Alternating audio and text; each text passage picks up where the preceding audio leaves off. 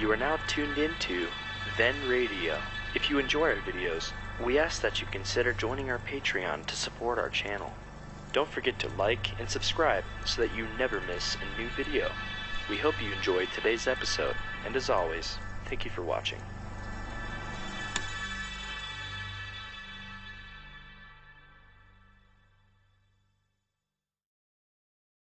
Petri Wine brings you Basil Rathbone and Nigel Bruce in the new adventures of Sherlock Holmes.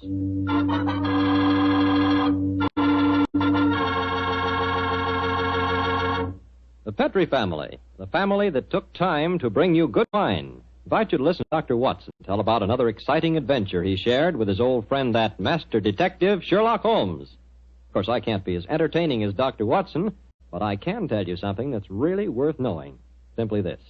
The best beginning a good meal ever had is a glass of Petri California Sherry.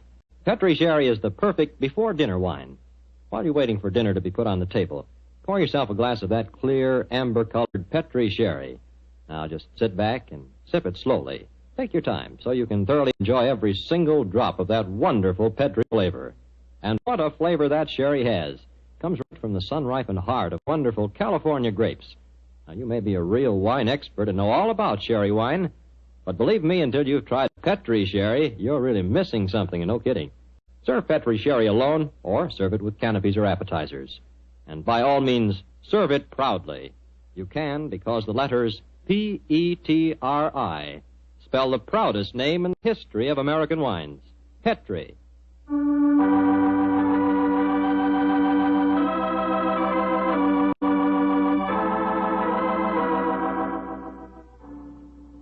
And now for our weekly visit with the good Dr. Watson. Let's see if he's expecting us. Come in. Ah, good evening, Doctor. Good evening, Mr. Campbell. It's about time you got here.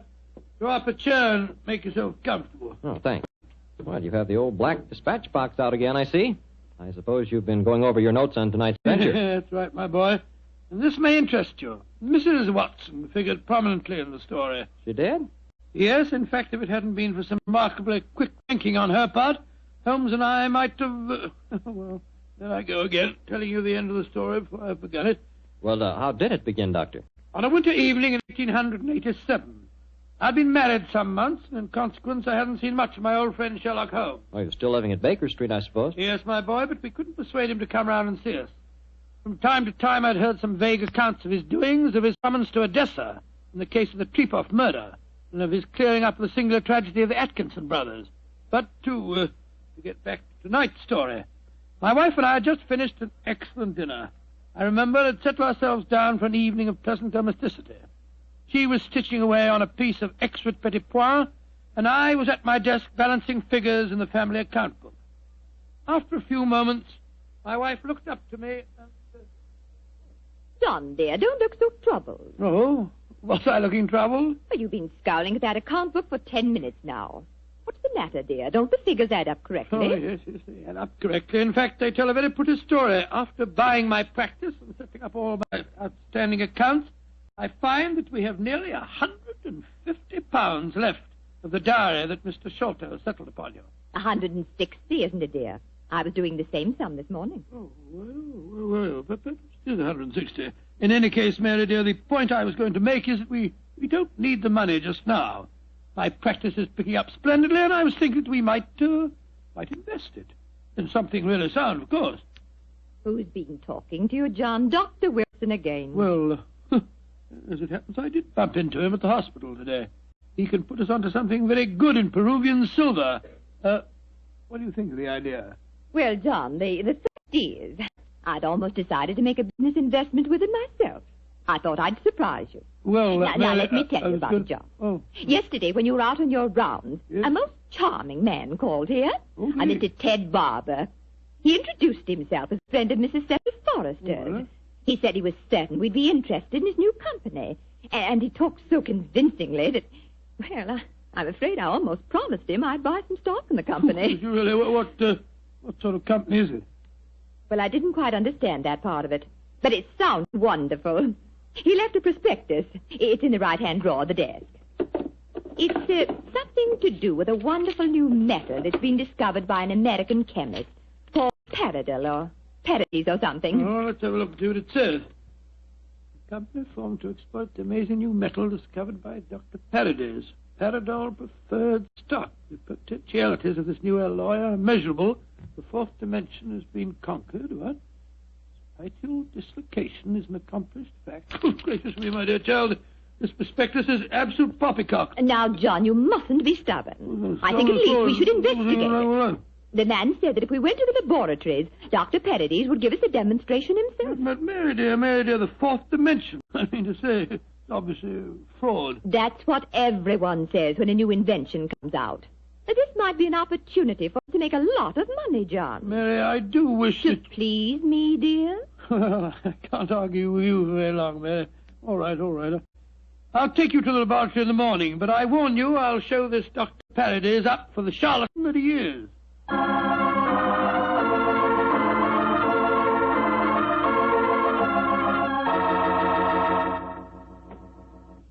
Dr. Paradise will be with you both in a moment. Thank you, my man. She's just concluding an experiment. She? Dr. Paradise is a woman, then? Oh, yes, madam, and a very brilliant one, too. Excuse me. Oh, that's the last straw. The whole thing sounded like an obvious fraud, and now we get here and find there are woman doctors at the back of it all. Just because she's a woman, it doesn't mean to say that... How do you do? I'm Dr. Paradise. Oh, how do you do, madam? I'm Dr. Watson, and this is my wife, Mrs. Watson. Oh, yes. Come into the laboratory, won't you? Oh, thank you so much, Dr. Paradise. Oh, I'm afraid we're just wasting your time. We're not really interested in this at all, you know. John, don't mutter. Mr. Barber told me that he had called on you, Mrs. Watson, and that you were very interested in my invention. Oh, yes, I am. That's why I persuaded my husband to come down with me and see a demonstration. I'll be most happy to show you everything I can. Here's a practical example of the application of my work. This chamber you see in front of you is made completely of my new alloy. Oh, what's the thing do? It's just a great metal box with a lot of dials and switches and things. Why is it so big? Do people get inside it? They can. What? Though if they do, they're liable to find themselves transported many miles from here.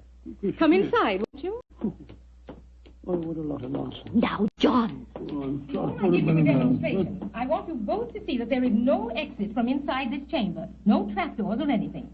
The only exit is the door we just came through. Yes, it's just like an airtight metal room. Stuffy in here, isn't it? Now let's go outside again. I'll show you how the machine operates. Albert! Yes, Dr. Paradise. I'm going to demonstrate the Paradol Chamber to Dr. and Mrs. Watson. Oh, very well. The usual time? Yes, please, Albert. Now, my assistant goes inside the chamber. I close this metal door on him, so. What are you going to do with him? Within a matter of seconds, he will be 7 miles from here. Really, madam, you Please, can't Dr. expect Watson, us to believe. you're a scientific man. At least give me the opportunity of demonstrating my work. I'm sorry. Now, I adjust these dials, turn on the electrical generator, and...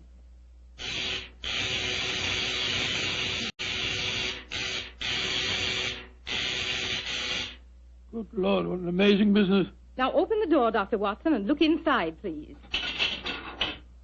Great Scott, he's gone. I don't believe it. Dr. Paradise, will you explain this to me? Gladly. My metal Paradol is an unnatural alloy. What? It causes a dislocation in the warp of space and enables us to enter the fourth dimension. You see, time is a dimension. Any object in the past, present, or future can be described precisely in 3 dimensions of space and 1 of time. Yes, but this machine of yours... The alloy of Paradol, combined with the great forces of electricity, has created a new force. This element is controlled by these dials, and it is possible to move in 4 dimensions at once. Thus, bodies or other objects can be transported great distances away, all in the twinkling of an eye. I coined a word to describe the process. Teleportation, I call it. Teleportation? Well, I'm completely confused. All my scientific training tells me this is impossible, and yet...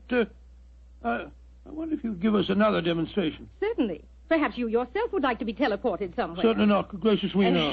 No, I think John would be very unhappy in the 4th dimension. He wouldn't belong. Yes, you said that any objects could be moved. How about that brown paper parcel on the table over there? Certainly. It only contains some company circulars. I suggest you write your initials on it so that you can identify it later. Oh, very well. J.H.W. There you are. Where do you want it dispatched to? Send it to my house. I'll give you the address. That won't be necessary. Mary, this is an amazing business. Isn't it, John? Exciting, too. There we are. Now I adjust the dials once more, and...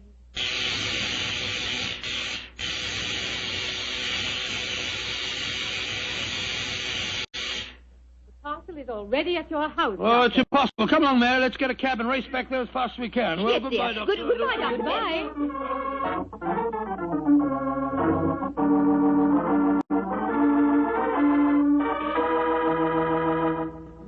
Now, dear, John, you must admit you're just as excited as I am. Well, I confess that I'm enormously intrigued. Let me just get my latch front door key. Here we are. Dr. Paradis is a devilishly clever woman. Even so, my intelligence tells me it's impossible for the package to have reached here before us. Here we are. There you are, Master. Mum, just in time for lunch. Tell me, Annie, did a package arrive for us? Oh, yes, it did, Mum. I put it on our table. Great Scott. How was it delivered, Annie? Well, now, that's the funny thing about it, sir. I don't know. I went out to polish the brass on the door knocker a few minutes ago, and there was the parcel, lying on the doorstep. No one had rung the bell or anything. I didn't know how it got there. Thank you, Annie. You can go now. Yes, Mum. Well, John, what do you say now? There's a miracle's been performed. I don't believe my eyes. Look, there are my initials on the package. Mary, I think that if you don't mind, after lunch You'll go round to Baker Street and tell Sherlock Holmes about this. Oh, do you mind, dear? Of course not, dear. Good. It'll be nice to see Holmes again anyway.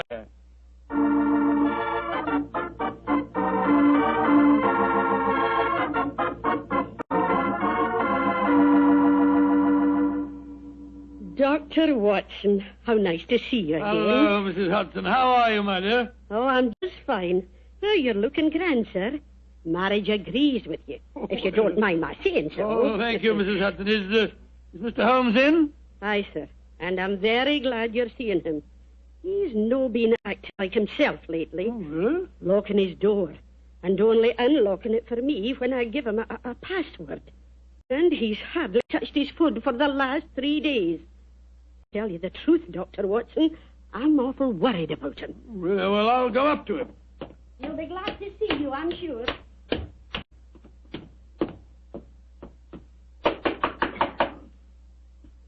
Yes? Who is it? It's me, Watson. Watson? Oh, possibly. I'm not taking any chances. Holmes, this is ridiculous. Surely you know my voice after all these years? John H. Watson. Tell me what your middle initial stands for, and I'll let you in. It stands for Hamish. Watson, my dear fellow. How are you? I'm fine and delighted to see you again, Holmes. Incidentally, why all this rigmarole about locked doors and passwords? Well, Professor Moriarty has decided that it's high time to settle his score with me. There have been several attempts on my life lately. Twice I've been attacked in the streets, and only yesterday a shot was fired at me through the window you see broken there. Lord Holmes, you must be careful. I am being very careful. That's why I indulged in what you refer to as all this rigmarole. But, well, enough of my problems. What's on your mind? There's a sparkle in your eye and an air of excitement that tells me that you've some news to impart. Well, I must say there is something. Of course there is, my dear fellow. Come on, tell me about it. You ever hear of a new metal called Paradol and its inventor, Dr. Paradis? Oh, yes, indeed I have. I received a prospectus concerning it the other day. Well, what do you think of the idea? Oh, obviously it's rubbish designed to fool a gullible public into buying shares. Don't tell me that you were taking advice. Oh, no, of course not, Holmes. Naturally, as a scientific man, I knew it was rubbish. My wife, however, had become a little involved in the concern, and so today, to prove to her that the whole thing was a fraud, we went down to the laboratory and met this Dr. Paradis. Oh, did you indeed? In the first place, let me tell you, this Dr. Paradis is a woman. Oh, a woman? As you can imagine, I didn't have any difficulty in discrediting her theories. In fact, I'm afraid I made her seem rather stupid. However, we did stay there long enough for her to give us a demonstration.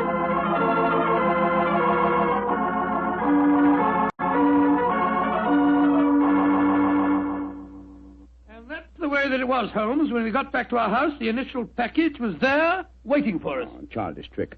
Obviously, the Paradol Chamber contains an ingeniously hidden trap door, through which the assistant disappeared and later the package. A fast cab then took it to your home before you could get there. Oh, yes, oh, really? Well, Yes, of course, that's exactly how I explained the thing to Mary. Was she impressed with the feat? Yes, she was. But you know how women are. I tried to tell her the whole thing was a fraud. She's very obstinate. I was hoping perhaps that you will help me expose the concern. Oh, hardly seem necessary, old fellow. Such an obvious fraud. However, for your sake, I'll be glad to do anything I can. Well, I thought we might go down to the laboratory late tonight when nobody's there and take a look at that Paradol Chamber a little more closely. Yes, that's a good idea. After being cooped up here for 3 days, it'll be a pleasure to get some night air and indulge in a little simple burglarizing. Well, shall I call for you here? No, wait a minute, dear fellow. It's much too dangerous. I'll be in a hansom cab outside your house about 11:30 tonight. How's that? Splendid. Quite like old times, isn't it, Holmes? Yes, 'tis, old chap, though I think that this time, for Mrs. Watson's sake, I must try and keep you out of trouble.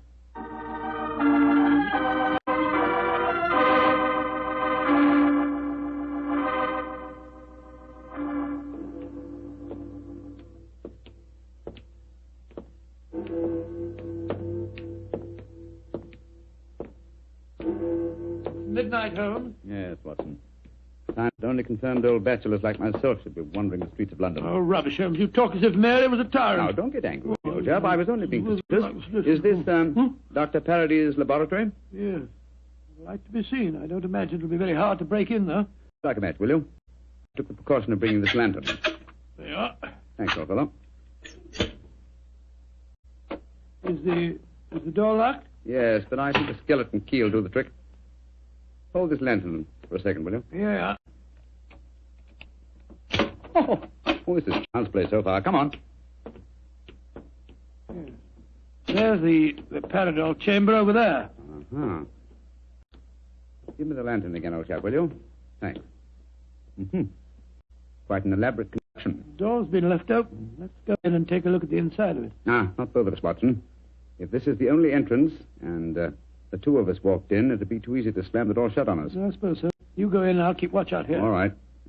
Oh, I trust that in a few minutes I won't find myself lying on your doorstep. Holmes, there are times when your sense of humor is a little strained.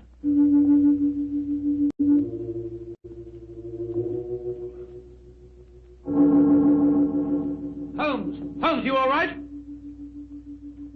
Watson! What is it, Holmes? The body of a dead woman. She's been shot. Unless I'm much mistaken... Let me come and look. 1,000 to 1 it's Dr. Parady's. Yes, it is. Watson, get out of here. Don't you either. Good Lord, someone has slammed the door shut on us. Yes, my dear fellow. We walked into a trap very neatly. I'm afraid that we're imprisoned in what appears to be an airtight metal chamber, and the only person who can help us to get out of it again is a corpse.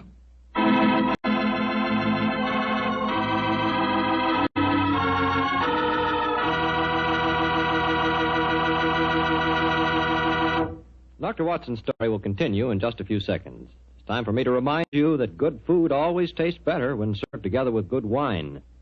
Did you know that Petri makes 2 wonderful mealtime wines? Wines especially made to go with food? Well, they do. Petri California Burgundy and Petri California Sauterne. You want a rich, hearty red wine that's great with any meat or meat dish, you just try a Petri Burgundy. And if you want a wine that's perfect with chicken or fish, try a delicate golden-colored Petri Sauterne. Petri Burgundy if you want a red wine, Petri Sauterne if you want white. But always a Petri wine if you want a good wine.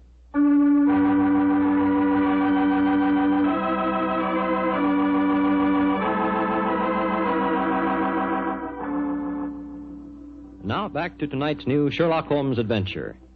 It is in the early hours of a winter's morning in 1887. The famous pair, while investigating the mysteries of a scientific laboratory in the East End of London, have been trapped in an airtight metal cabinet, their only companion being the dead body of a woman scientist. As we rejoin our story, Sherlock Holmes and his old friend Dr. Watson are listening intently as footsteps approach what appears to be their metal coffin. There's someone outside. They're sliding back the metal panel. Good evening, gentlemen. That voice, it's Dr. Parady's assistant. Let us out of here. Or should I be more precise, Mr. Holmes, and say good morning? Hello, Moriarty. Moriarty, you scoundrel. I can just get my hands on him. Dr. Watson, I wish you could get over your dislike for me. For my own part, I'm genuinely sorry that my trap had to catch you, too. I've often felt unhappy that you're not on my side.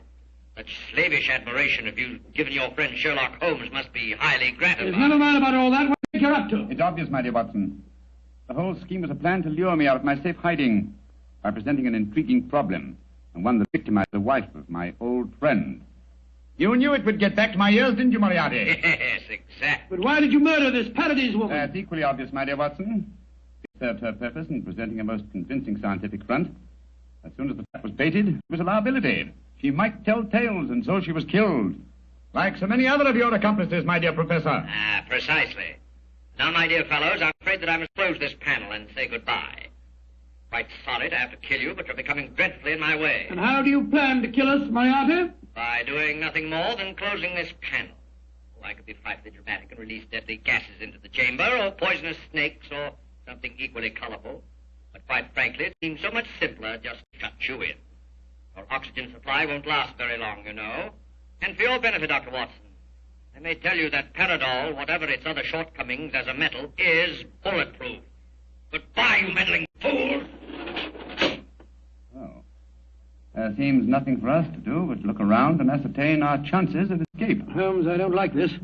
We're in a very nasty situation. My dear Watson, sometimes you're a master of understatement. Aha, just as I thought. What have you found, Holmes? Sliding panel, just behind the dead woman. It leads to a passageway. A passageway that has been bricked up only within the last few hours. But long enough, I'm afraid, to make it impossible.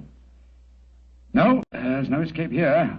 Hold the lantern a little higher, will you, old chap? Yeah. That's it. Well, what are we going to do now? I was just estimating the cubic capacity of this chamber. The air supply should last comfortably for at least another 8 hours. I recommend a brief sleep to refresh us and also to conserve our oxygen supply. Sleep? Who could sleep at a time like this? I can and you can, old chap, if you discipline yourself. Well, I'll try, Holmes, but I know perfectly well I shan't close my eyes.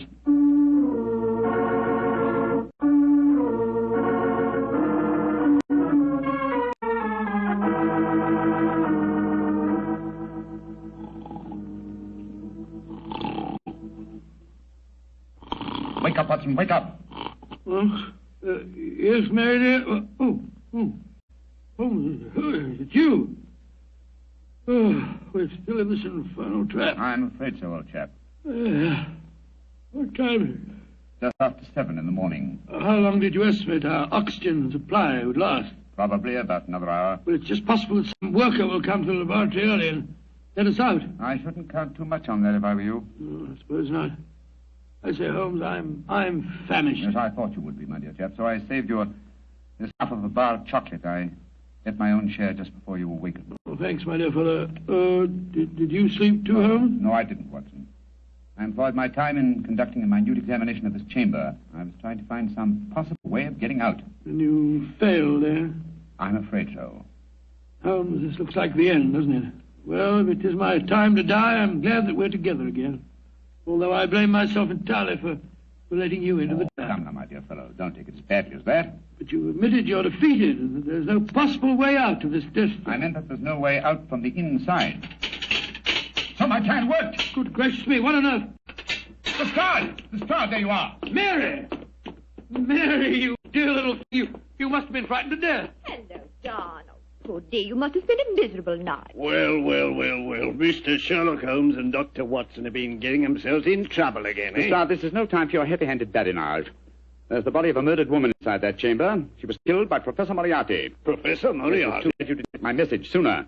Your message? Oh, bless my soul, Holmes, I wish you'd tell me how you got your message to Scotland Yard. Well, ever since these recent attacks on my life, I've had my delightful band of ragamuffins, the Baker Street Irregulars, watching my house fixed watches, 2 at a time. I gave the boys instructions to follow me whenever I went out. And if ever I did not reappear within 3 hours, they were to report to our friend Lestrade at Scotland Yard. Holmes, you're amazing. You think of everything. Just a minute, gentlemen, just a minute.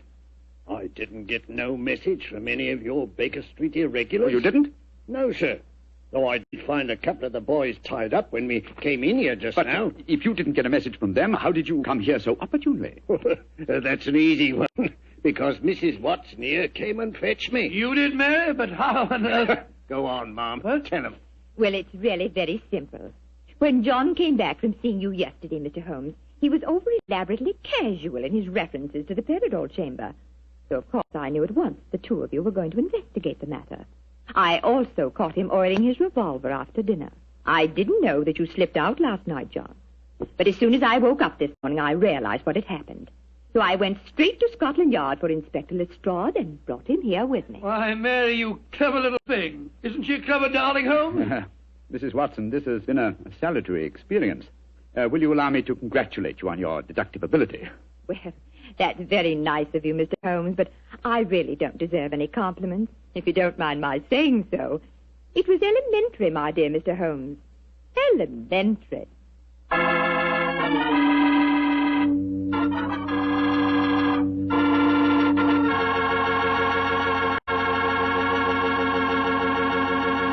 This is Bob Campbell saying good night for the Petrie family. This program comes to you from our Hollywood studios. This is the Mutual Broadcasting System.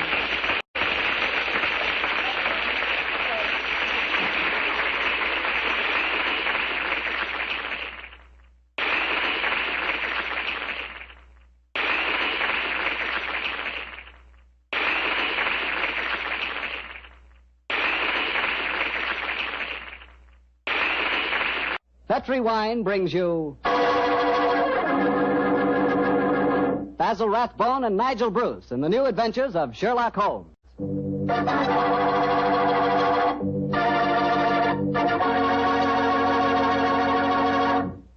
The Petrie family, the family that took time to bring you good wine, invite you to listen to Dr. Watson tell us another of his fascinating stories about his old friend, that master detective, Sherlock Holmes. You know, we're really happy to be back with you once again, and we're looking forward to getting together at this time every week from here on out. And I hope you won't mind if every once in a while I sort of get a word in edgewise about Petrie wines. You know, and I really mean this, Petrie wines are wonderful wines. For instance, right now, I wish I could give you a glass of Petrie California port. You could hold that Petrie port up to the light and look at its clear, deep red color. You could smell that luscious grape aroma. And best of all, you could taste that Petrie port. What a flavor. That Petrie port just sort of rolls around on your tongue, and oh boy, is that ever good. Try Petrie port after dinner some evening, or try it when some friends drop in. You can serve it proudly because, after all, the name Petrie is the proudest name in the history of American wines.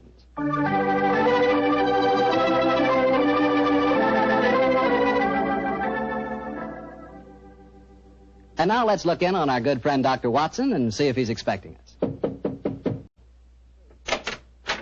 Come in, Mr. Bartell. You're just the man I've been expecting. How are you, Dr. Watson? It's good to see you again. Thank you, my boy. It's very nice to see you again, too. I've missed our Monday night visits during the last 3 months. Sit yourself down.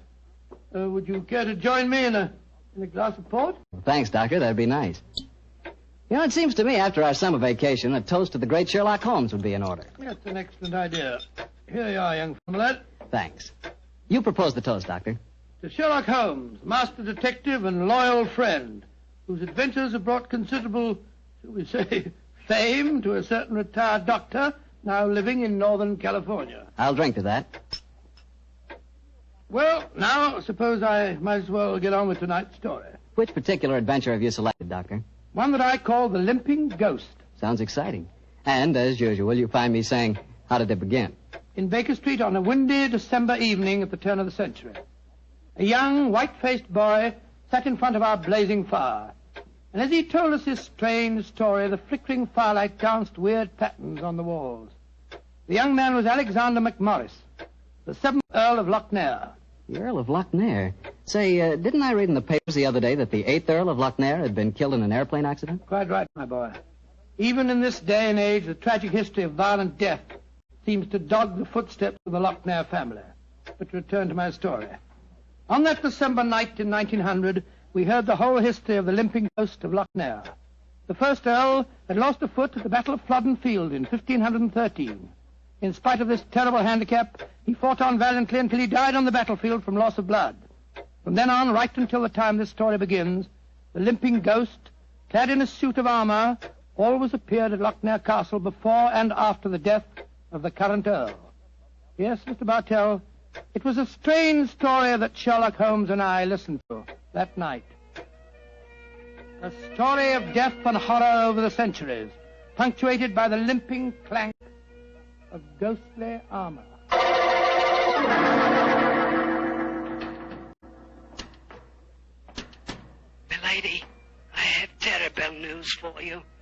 husband, the Earl, was killed in the explosion that destroyed Lord Darnley.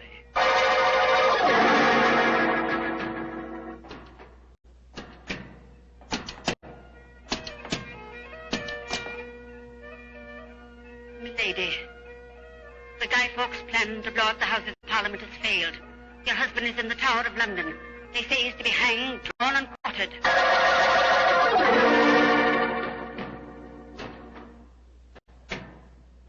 Madam, I regret to inform you that your husband, on my instructions, has been arrested for murder. I have no doubt that he will hang. And that's the story of the Lochnares, Mr. Holmes. You were instrumental in sending my great uncle to the gallows, a fate which he richly deserved, I'm told. So it seemed only natural to come here to Baker Street and consult you now that I'm in trouble. I shall be most happy to do anything I can to help you, sir. I don't remember anything about your sending the Earl of Lochnair to the scaffold, Holmes. Well, he did, Dr. Watson. Mm-hmm. And the servants have always sworn the ghost really did walk at midnight on the day that he was hanged. Indeed. Now, sir, I suggest that you tell us what problem brought you here. The ghost is walking again, Mr. Holmes. You know what that means. According to the legend, that the present Earl will die. Exactly. And as I'm the present Earl, you can see why I'm rather worried. Am I to understand that you've actually seen this ghost yourself? Yes, Mr. Holmes. The night before last, Betty, well, that is, Miss Nolan and I were sitting in the dining hall in front of the fire when we heard a strange sound up in the musicians' gallery. We looked up and in the moonlight saw a ghostly figure in armor limping towards the staircase. Oh, gracious me. My dear sir, you're certain that you really saw it? Moonlight can play strange tricks, you know. There wasn't any doubt about it, Doctor. We both saw and heard it. What did you do? I started to go towards the stairs, but as I did so, Betty screamed and then tumbled to the floor in a heap. Fainted, I suppose. Yes. While I was reviving her, the ghost disappeared. Who's staying with you at Lochnair Castle at the moment? Well, there's Betty Nolan. She's the sister of James Nolan. He looks after my estate. Betty and I are engaged to be married. Oh, yes, indeed. Anyone else staying with you? Yes, a distant cousin of mine, Jeremy K. McMorris, an American. He turned up in England a couple of months ago with his son Walter. They're both with me at the present. A distant cousin? That's right, Mr. Holmes. Actually, they're descendants of a more than usually black sheep branch of the family. I don't know how long the old man's going to be with us, though. If you ask me, he's a dying man. How do you say that, sir? As far as I can gather, he's been wasting away for years. It's only a question of time before his strength fails him entirely. I was hoping perhaps you could take a look at him, Dr. Watson. That is, if I could persuade you and Mr. Holmes to come and stay at the castle for a few days. Well, what about it, Holmes? It's an intriguing problem, Watson. The current Earl of Lochnair would seem to be in danger. A cousin of his is dying of an obscure disease, and the ghost of Lochnair Castle is walking again. Yes, it's an irresistible invitation. I see no reason why we can't leave on the Scotch Express tonight.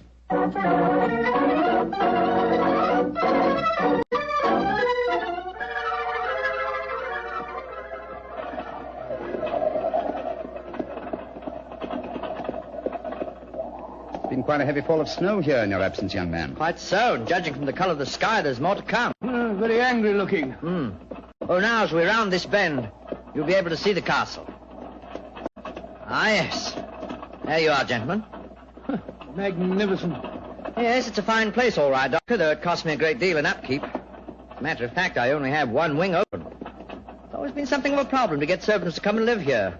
See, the local villagers have a great respect for the Lochnair ghost, you know. What servants do you have at the castle at present? A cook housekeeper, Mrs. McClintock, fine old lady who's been with me for 6 years now. And then there's old Tammas. He served my family for as long as I can remember. Well, as a matter of fact, he is now. Hello, Tammas. I'm glad to see you back, my lord, and that's a fact. Oh, thank you, Tammas. Oh, these gentlemen are Mr. Sherlock Holmes, Dr. Watson. Good day to you, gentlemen. How do you do? Good day, Thomas. Good day. Before I take the trap round to the stables, I may as well break the news to you. Yes, what's happened, Tammas? It's your cousin, my lord. Poor old Mr. McMorris. He's dead. What? Died early this morning. God rest his soul. Dead? I'm very sorry that I arrived too late to be of any help. Well, thank you for telling me, Tammas. Oh, you may take the trap round now. Aye, sir. I'll bring the baggage early. So he's dead. Well, I can't say it's unexpected, but it is a shock, nevertheless. I'm sure that it must be, particularly as you yourself told us you saw the ghost of Lochnair the night before last. In which case, Watson, I think we may reasonably expect another visitation.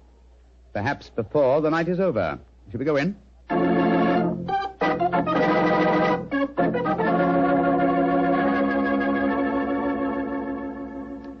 This is Miss Nolan, my fiancé, Mr. Sherlock Holmes, and Dr. Watson. I'm very glad to meet you. How are you, Miss Nolan? And this is her brother, James Nolan, the manager of my estate. How do you do, sir? How are you, Mr. Nolan? Much better for seeing you both up here. I'm sure it won't take you long to lay this ghost business by the heels. Oh, well, I trust you don't overestimate our abilities, Mr. Nolan. Alec, you've heard about your cousin, of course. Oh, yes, my dear. Tammas told us as we drove up. Where's Walter? He went into the village with the doctor and the body of his father. Oh. He should be back soon. How's he taking it? Very quietly. Too quietly, if you ask me. Those Americans are pretty demonstrative people, you know, and Walter's been no exception. But he behaved very strangely this morning. When the doctor told him his father was dead, he just said, now things will start to happen, and then shut up like an oyster. I can't make head or tail of the fellow. Yes, quite so, quite so. Mr. Holmes, I expect you and Dr. Watson would like to go to your room. Yes, I must confess. I think first I'd like to take a look at the musicians' gallery, if you don't mind. Oh, yes, of course. Would you excuse us, darling? All right, Alec.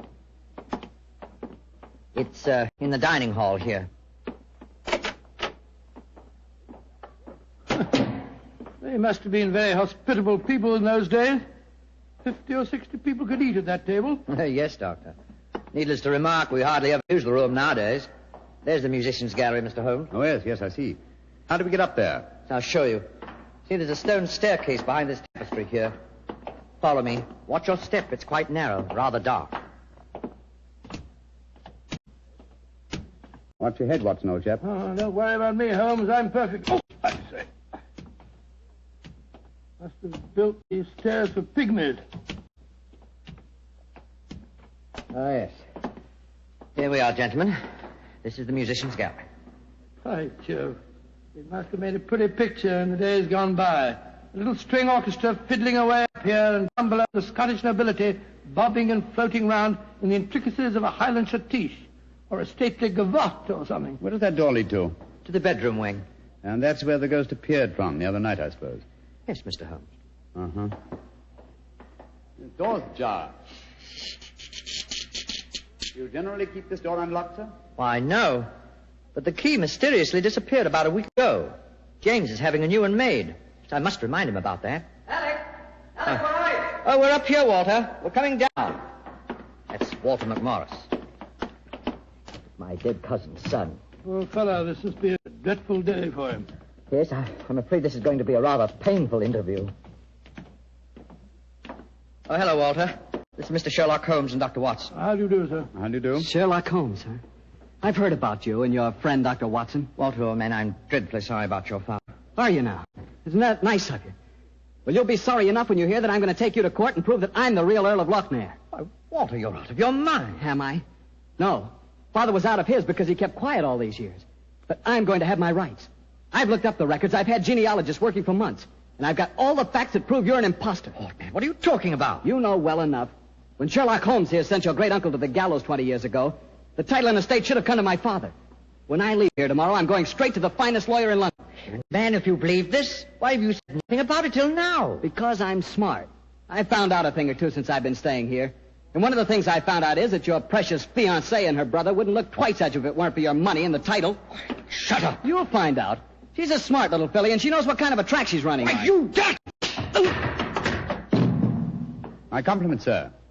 A very professional uppercut. Yes, and a very well-deserved one. Offensive scoundrel. Sorry about this. Please don't say anything in front of Betty. It'll only upset her. I quite understand. Come along, Watson. Let's go and find our rooms.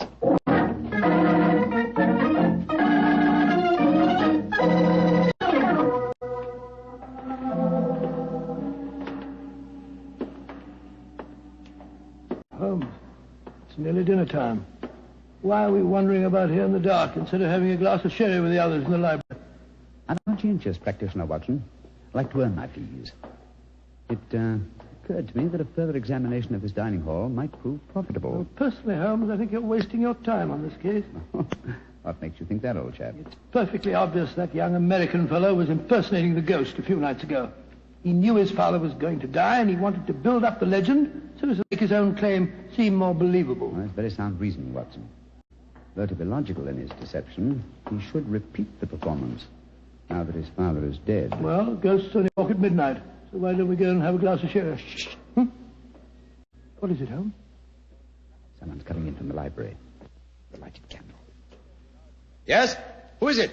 It's me, Mrs. McClintock, the housekeeper. Oh, gracious me, you gave me quite a start. I heard voices and I knew the candles were not alight in here, so I came in to see who it was. You're watching for the ghost, I suppose. Well, you'll no be disappointed, gentlemen, though you may see more than you bargained for. Those that meddle with ghostly things they dinna comprehend are playing with something much more dangerous than fire. Fire burns. But the shades on dead people... Holmes! Look up there, the gallery. The door's opening. It's the ghost. Aye, here he comes, the poor body. See the armor on him, and the way he's dragging one leg behind him. Yes, it's really quite an effective impersonation. And the twilight provides most appropriate lighting for his play acting, too. You mean it's the young American? Of course. Look behind him. There's another figure. Yes. Dressed in the same kind of armor and carrying a sword. Game's afoot, Watson. The ghost has seen him. He's turning. The second figure's raising his sword. Look out!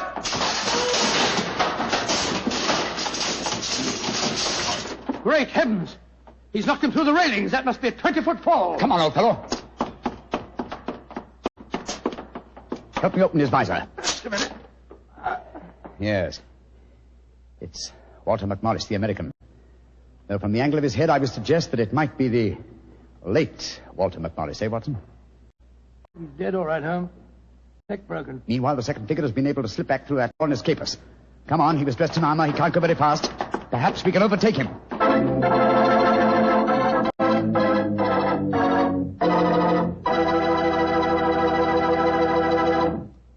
Dr. Watson's story will continue in just a few seconds, which is all the time I need to tell you about Petri California Muscatel. Ever try Petri Muscatel? It's a wine that looks like sheer gold, and it's made from big, plump, juicy Muscat grapes. Boy, pop one of those Muscat grapes into your mouth, and you know you've got something delicious. You know that. And you get the same flavor in Petri Muscatel. It's a perfect wine to serve a lady. Women love it. And that best time to serve it is after dinner or on a Sunday afternoon, you know, times like that. But just make sure it's Petri Muscatel, because that's the way to make sure it's going to be good. Remember, Petri.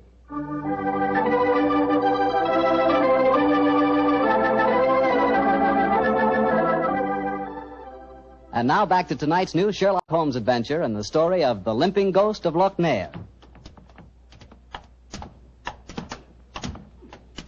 Confound it, Holmes. There's no trace of the ghost in Musician's Gallery. We gave him too much of a start, I'm afraid.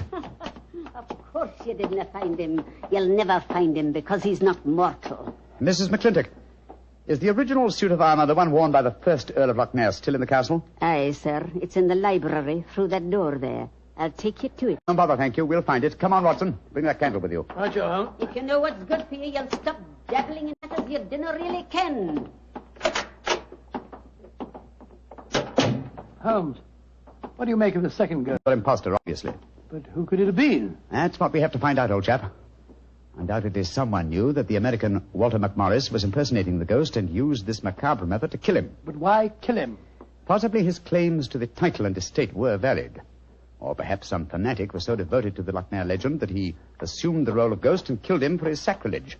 Hold the candle a little higher, will you, old chap? Yeah. Hello. Here's a suit of armor, Holmes.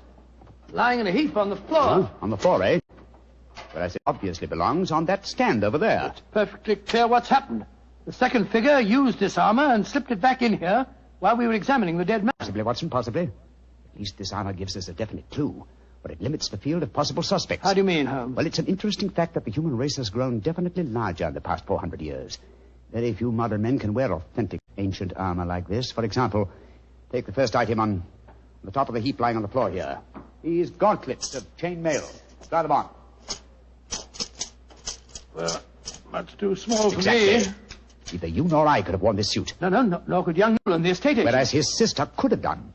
Yes, so could Thomas the butler. He's a small fellow. And if it comes to that, Watson, our distinguished client, the young Earl of Lochnair, is himself a small man. By Jove, so he is. And he might easily have had a motive. Young McMorris had disputed his right to the title earlier in the day. But we mustn't jump to conclusions. Nevertheless, you see what valuable evidence this armor has become. Hello. It sounds as if the rest of the party are on the scene. Yes, I suggest that we join them without making any reference to this suit of armor. Remember, old chap, one of them in there is a murderer. And we may have to set a trap to catch him.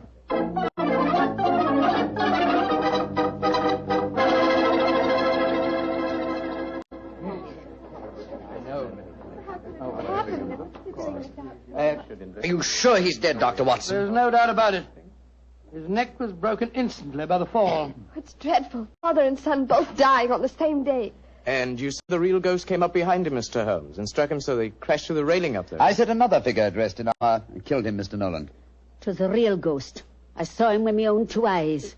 He killed that man for trying to bring shame on the name of Lochnair. Shouldn't we get into touch with the police? How can I get a message to them tonight? Have you looked outside? We're almost completely snowed in. Snowed in. Oh, Alec, I'm frightened. Hush, darling. There's nothing to be afraid of anymore. No, at least we have the assurance that the ghost will not limp again. Why? Well, the murderer has no further motive for impersonating the ghost. To walk now would be to support the dead American's claims. No. We shall spend a quiet night, and tomorrow I shall communicate with the proper authorities as to my quite definite notions regarding the murderer's identity. But if the ghost should walk again, Mr. Holmes? Well, then, sir, I shall know that at last I've encountered a truly supernatural crime and shall retire from the practice of detection.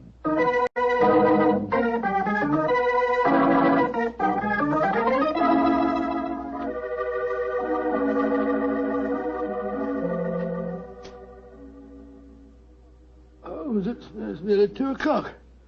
You still over there by the window, puffing away that pipe of yours? You know, I can't help feeling that young McMorris knows a great deal more than he told us. A great deal more. There's a shifty look about him I don't like. Never did trust a fellow who could look you squarely in the eye. Don't you feel the same way, Holmes? Holmes? Holmes, where are you? Holmes! Shh. Quiet, Watson. Where have you been? I thought you were over there by the window. Been talking to myself. Never mind that, old chap. Get your clothes on in a dressing gown. We're on the last lap of this strange, eventful tragedy. Oh, thank the Lord for that. Perhaps I can get some sleep. Holmes, where have you been? I went to the musician's gallery and baited the trap. Now it's ready to spring. Don't dawdle, Watson. Come on. I'm not dawdling. What do you mean you baited a trap? You'll see for yourself in a few moments. As a matter of fact, I really baited it when I said downstairs that if the real ghost should walk again, I would retire from the practice of detection. I didn't understand your saying that myself. Well, I was tempting the murderer to show his hand once more. Come on, please. Where are we going? To wait behind the curtain at the foot of the stairs leading to the musician's gallery. And I hope we don't have to wait very long.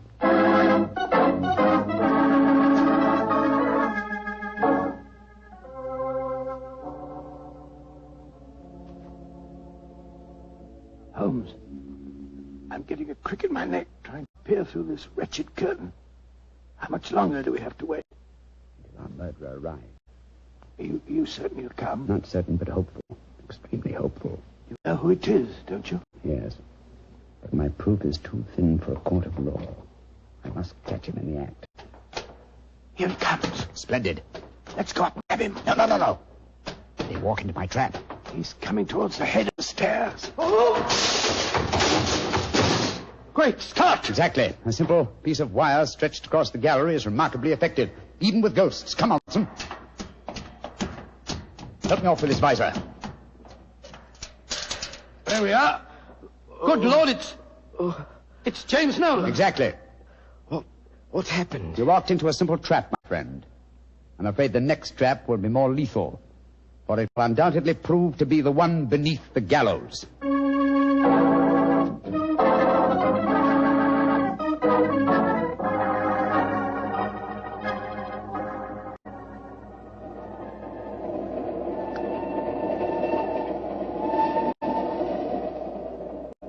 Well, now that we're headed back for London, Holmes, perhaps you'll settle 1 or 2 points in the case that are bothering me quite a bit.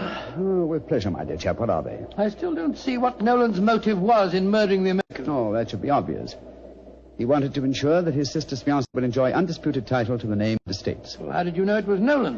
When I examined the authentic suit of armor, you see, it was obvious it had never been worn. But I still don't quite understand. Oh, come now, old chap. The suit of armor was in a heap on the floor. Yeah?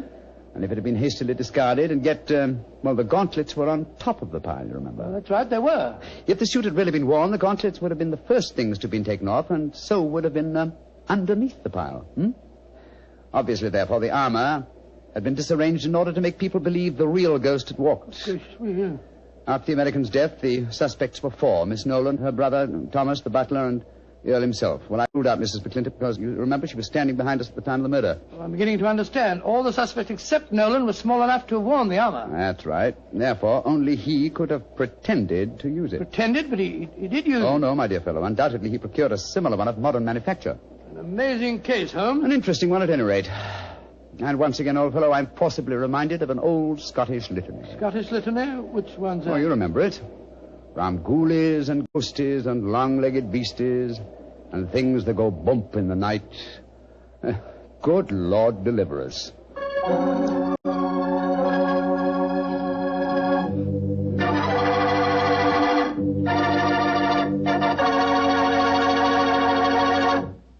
Well, Doctor, that was really a swell story. You know, for a while there, I was beginning to believe in ghosts. Well, I'm ashamed to admit it, but at the time, so was I. You know, this sounds silly, but I bet it would be fun to be one of those legendary English ghosts. You know, go around sticking your nose into everybody's business and playing practical jokes like mad and nobody able to figure out who did it. That would really be fun in a way. Well, you can go around scaring people all you want to, but not for me. I think a ghost leads a terrible life himself. For instance, a ghost can't have the pleasure of eating a nice, juicy steak. Yeah, or drinking a glass of really good wine. Ah, now you're talking, young fellow, my lad. Petri wine.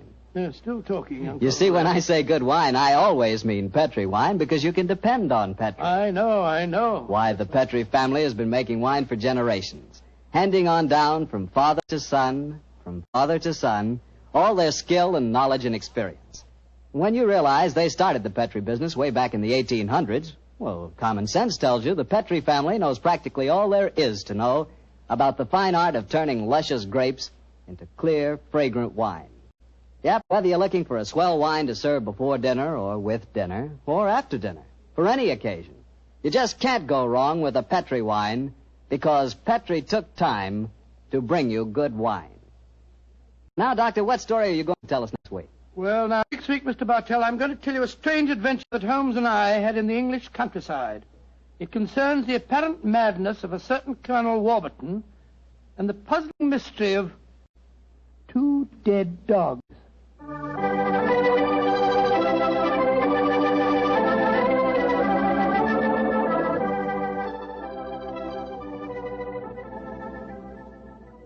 Tonight's Sherlock Holmes adventure is written by Dennis Green and Anthony Boucher and is based on an incident in the Sir Arthur Conan Doyle story, The Crooked Man.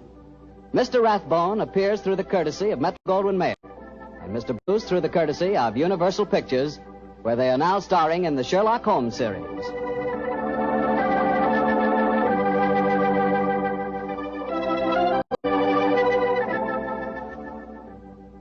The Petri Wine Company of San Francisco, California, invites you to tune in again next week, same time, same station. Oh, the Petri family took the time to bring you such good wine. So when you eat and when you cook, remember Petri wine. To make good food taste better, remember... Petri wine.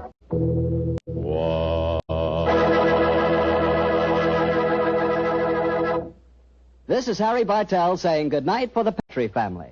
Sherlock Holmes comes to you from our Hollywood studios. This is the Mutual Broadcasting System.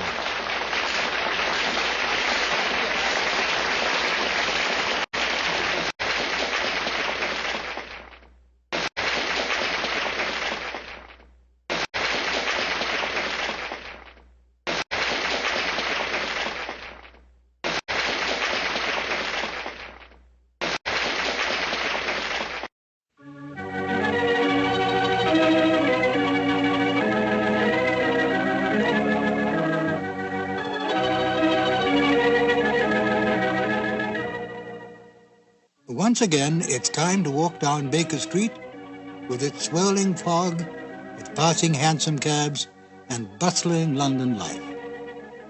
Hello, this is Ben Wright, welcoming you to 2 more new adventures of Sherlock Holmes, starring Basil Rathbone and Nigel Bruce. At the end of each broadcast, the announcer says, tonight's episode was written by Dennis Green and Anthony Boucher. Both men, although they are no longer with us, were married. Dennis Green's widow, Mary Green, lives in New York and is still active in theater and dance. And Phyllis White, Anthony Boucher's widow, lives in San Francisco and makes numerous guest appearances at Mystery Club gatherings and at the meetings of the Baker Street Irregulars. Well, tonight it is my pleasure to present Phyllis White, who will tell you a little about what her husband and Dennis Green did for the Sherlock Holmes radio series. Phyllis? I've been asked to give an account how it happened that my husband got involved with the Sherlock Holmes show. The way his career developed was not according to any underlying plan. Whenever he turned a corner and moved into a new field, it was brought about by chance. And this was a good example of that. He was at the time a mystery reviewer for the San Francisco Chronicle. Well, this time he went over to the book department office, got his books in his mail, and found among the mail an invitation to a cocktail party. It was in honor of Basil Rathbone and Nigel Bruce, who had come to San Francisco to do a war bond promotion. The party was going on right then, so he could quite easily have learned about it too late. But he trotted right over, and aside from meeting Rathbone and Bruce, there were other people who had come along from the radio program. There was Glenn Hall Taylor, who was the producer, and there was Dennis Green, who was one of the writers. He was writing in collaboration with Leslie Charteris. Well, as it turned out, the Greens were staying on a little longer in the Bay Area. My husband invited them to come over to Berkeley and have dinner with us and see his Sherlock Holmes collection. Well, they went back to Hollywood, and not long after, it turned out that the program was in need of a new writer. Dennis suggested Boucher. Well, it turned out that it meshed just beautifully as a collaboration. Here was a noble project working with gifted colleagues, something that they could all feel affection for and respect, and a lot of fun along the way, too. Thank you, Phyllis. And now, Sherlock Holmes and Dr. Watson in Colonel Warburton's Madness. Petri Wine brings you Basil Rathbone and Nigel Bruce in the new adventures of Sherlock Holmes.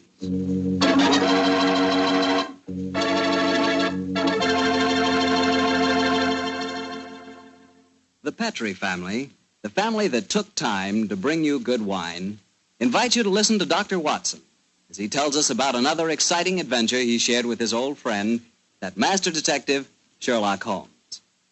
And you know what I wish I could share with you sometime? A bottle of Petri California sherry. Have you ever tasted Petri sherry? It's just perfect before dinner. Why, that Petri sherry can change the usual before-dinner lull into a special event, and that's a fact. Just look at the clear color of Petri sherry. It's a deep, rich amber, clear and cheerful-looking. And wait till you taste it. That's when you find out for sure just how good a wine can be. That's when you find out just what I mean when I say that the flavor of Petri sherry comes right from the heart of the grape. Try Petri sherry by itself, or with hors d'oeuvres or canopies or whatever you call those little cocktail sandwiches, and say, if you like your sherry dry, well then Petri California Pale Dry Sherry is the sherry for you. Just be sure the label says Petri, the proudest name in the history of American wines.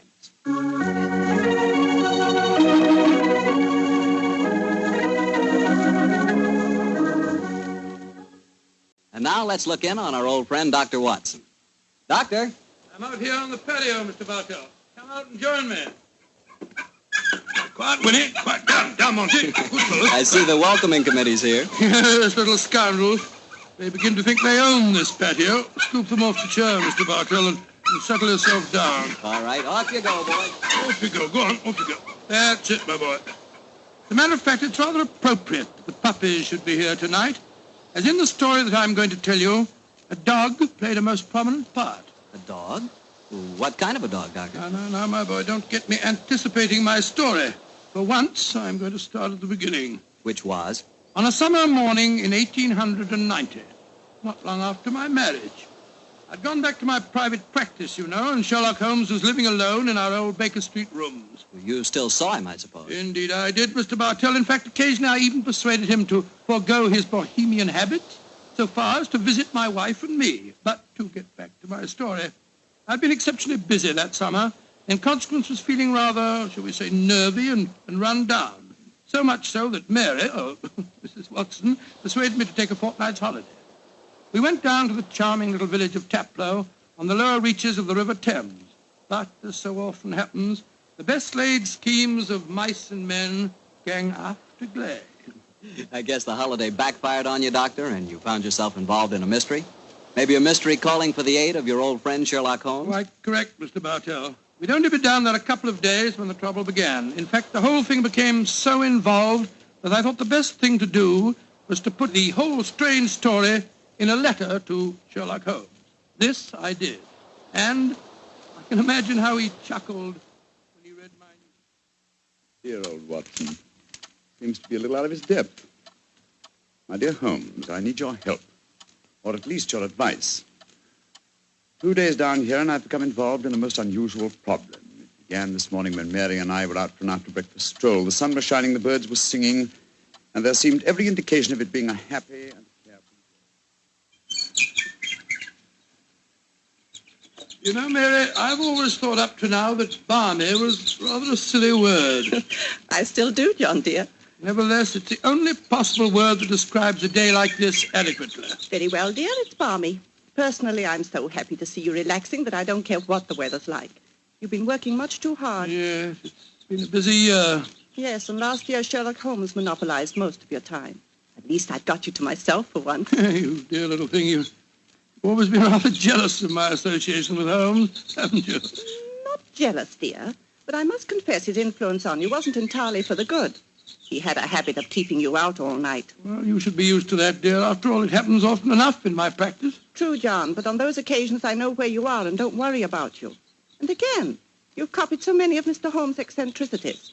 Keeping your tobacco in a Persian slipper, for instance. And, oh, John, look down. Look, do you see that woman walking across the field towards us? Yes, what's the matter? Do you know her? I'm not sure, but I think it's Ellen Warburton. I believe she does live somewhere near here. And who is Ellen Warburton? An old friend of mine.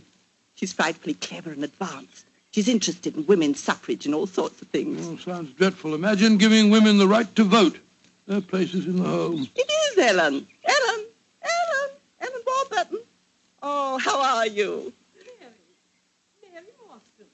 How very nice to see you again. I'm Mary Watson now. This is my husband. How do you do, Miss Warburton? How do you? How do you do? Mary, I'd heard that you'd married. Aren't you a medical detective or something, Mr. Watson? Not quite, dear. I hold the degree of Doctor of Medicine from the University of London, madam. But he's helped the great Sherlock Holmes on many of his cases. That's how I've heard of him, then. Do you mind if I walk with you a little way? Of course not, Ellen. Come along. Do you live near here, Miss Warburton? About 4 miles away, Doctor, at Chevy Grange. I'm a glorified housekeeper for my uncle, Colonel Warburton. Oh, dear, that sounds rather dull for you.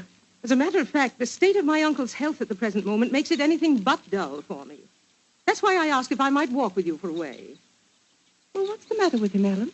He's going mad. Before my eyes. And I can do nothing to help him. Mad? Oh, come now, Miss Warburton, surely you... Doctor, I'm not an hysterical girl. In fact, I regard myself as something of a scientist. I studied physics for a number of years at Bristol University. And I tell you that my uncle is going insane. What are the symptoms? Most of the time, he's perfectly normal. But when these attacks are on him, he gets in the most frightful rages and says the strangest things. He's even complained of hearing a shrill piping whistle that comes out of nowhere. I can't hear it, nor can anyone else. But Uncle gets into the most dreadful state. I wonder, would you have a look at him for me, Dr. Watson? Well, I don't Of course, John will do everything he can. Thank you so much. Then supposing you both come over... So, my dear Holmes, at 7 o'clock this evening, we found ourselves approaching Chevy Grange. It was rather a forbidding-looking place, covering a little more than an acre, I should say. As we stood waiting for admittance, I must confess that I was not entirely... Gloomy-looking place, isn't it, Mary? It is a little forbidding, John, dear. Oh, dear, what's that? Sounds like a tom-tom. Someone singing a weird chant. Seems to be coming from the direction of that barn over there. It doesn't seem quite appropriate, dear, does it? I mean, not in the heart of Buckinghamshire. Why not knock on the door again, John? Yes, it's all right, I will. Perhaps they didn't hear us. Oh, they did. Who is it? Oh, it's guests. It's Dr. and Mrs. Watson, my good man. Acker's the name, sir. Come in, please. The Colonel's expecting you, sir. He's in the study. This way, sir. By the way, Hacker, as we were waiting outside the front door, we heard a strange chant, and it sounded as if someone was beating a tom-tom. Oh, that was Miss Narda. You'll be hearing more of her. Promising beginning. Let's see what happened next. This very unpleasant fellow Hacker showed us into the study where we met Colonel Warburton. First, it was hard to believe that he was a sick man. He looked well enough, and his conversation was sprightly. Spent most of his army life in Africa as military governor in a Zulu district. And the African spears and other trophies that lined his study walls bore mute evidence to his past life. He encouraged me to tell him some of my own army experiences. Oh, dear, poor fellow. It was really rather clever. There I was, Colonel Warburton, on the howdah of this wretched elephant. The river was a raging torrent, and I couldn't get the confounded animal to budge. Well, I'm a pretty strong swimmer, you know. Won several cups of swimming, as a matter of fact. Of course, I was a much younger man then. John, dear. Yes, ma'am? You interrupted Colonel Warburton's story, Oh, dear. sorry. I thought this little incident would be interesting. Do go on, Colonel. Yes, Your please story don't. was so interesting. You were telling us that you were intercepted by an African drum code message. Oh, yes. Well, I don't want to sound conceited, but I doubt if there was another Englishman in the world who could have told you what those particular drum beats meant. Oh, I don't doubt that, Colonel Warburton. Well, I'd spent a good number of years studying the native customs. I spotted the code right away. It meant that an uprising was planned to start throughout the whole province at noon the next day.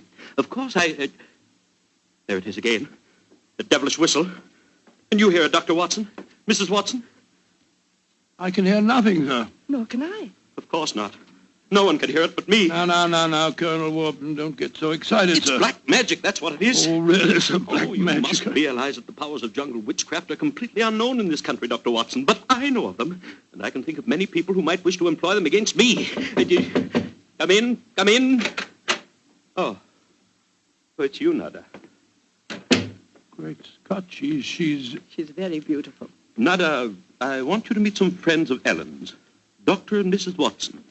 I am very pleased to meet both of you. How do you do? How do you do, Miss Nada? Nada's father was a Chagajula, one of the greatest Zulu chieftains I ever had the privilege of knowing.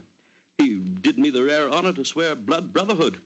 So when the missionary sent Nada to England to complete her education, I insisted that she spend her first few months here under my wing. Listen. What is it, Colonel? That whistle again. For heaven's sake, say that you heard it this time. Please say that you did. I didn't hear a thing, sir. Well, I did, and I know where that sound came from. Now, put down that spear at once, will you, Colonel Warburton? The devils are trying to kill me. I'll kill them first. No, don't throw it, sir, don't throw it. Someone's opening the door. Uncle! It's Ellen. Great Scott. The spear missed her by an inch. Uncle, what is it? Whistle. I heard it again, Ellen. And I'm going to find where it came from. Poor Uncle. Of course, you heard no sound. Nothing, Ellen. What can we do to help him, Dr. Watson? Well, it's hard to say, Miss Warburton. I'm not sure that medical help's what she needs. He seems perfectly sane and lucid except for these strange outbursts. But we must do something.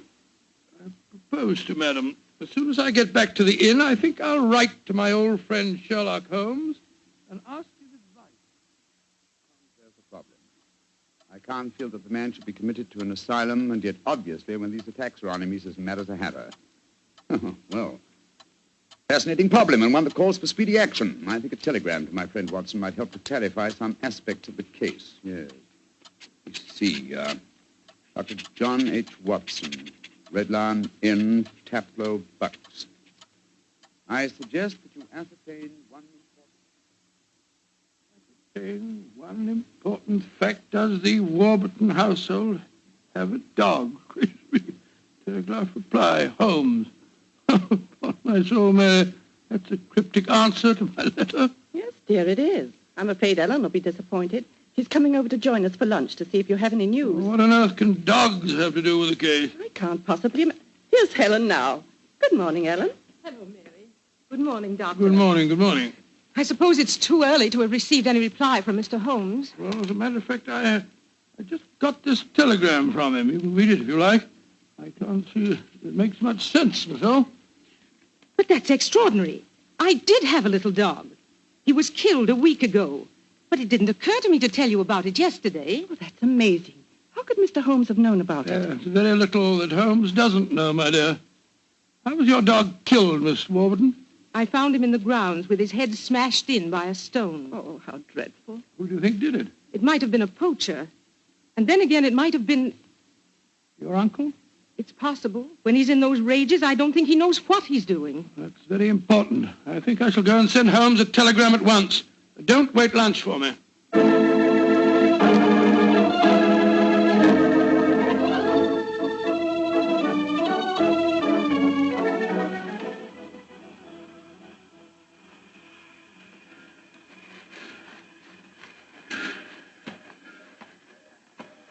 Why did we have to walk over to the station, John, dear? To see if there was an answer at the station telegraph office to the wire that I sent Holmes. Oh, but it's only 4:30, dear. It's hardly possible for him to have answered as quickly as that.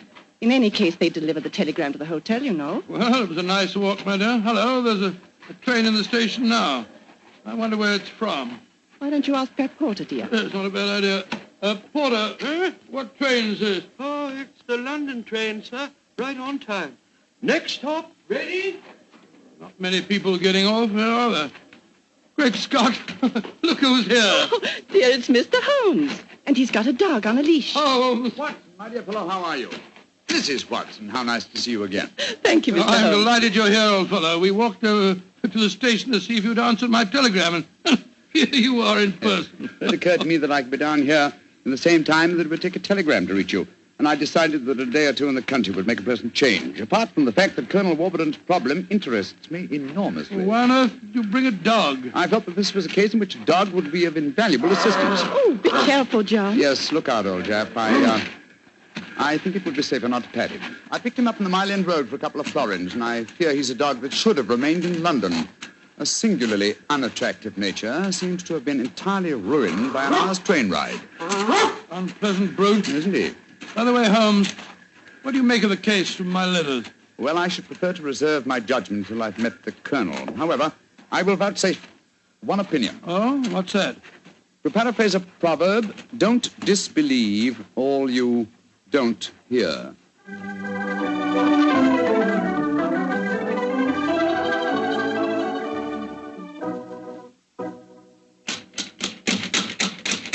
I can't think why someone doesn't answer. They can't all be out. Well, while we're waiting, I think I'll tie the dog up to this tree here. I don't want my arrival to cause too much commotion. Quiet! Quiet! Don't you think perhaps we could try the door, John? Yes, certainly. It's a good idea. Hello, hello. It's unlocked. Then let's go in, old fellow. Let's go in. Colonel Warburton? Colonel Warburton? Ellen? Ellen? What was the name of that butler fella? Hacker. Yes, of course, that's it, Hacker. Hacker! Hacker! We appear to be in an empty house. The dog! Oh, fool that I am. I shouldn't have left him here. Come on.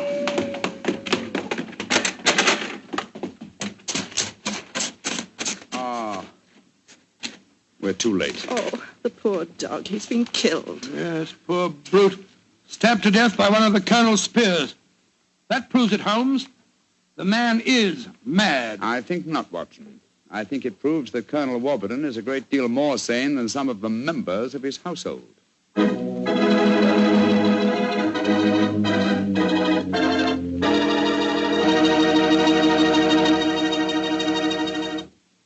You'll hear the rest of Dr. Watson's story in just a few seconds.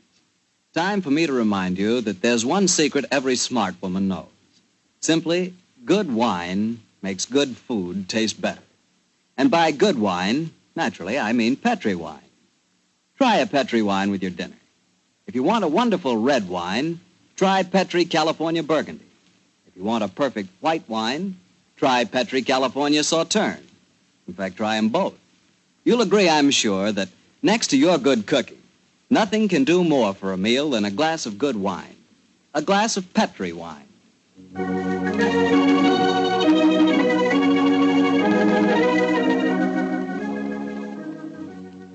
And now back to tonight's new Sherlock Holmes adventure, the story of Colonel Warburton's madness. Holmes, why are we heading for this barn? Seems to me we should be back in the house. Why, old chap? Found the house empty. Besides, I thought I heard. Shh. What is it? Listen. It's the same sound that Mary and I heard yesterday. Oh, once more, it's coming from the barn. Come on, Watson, but quietly.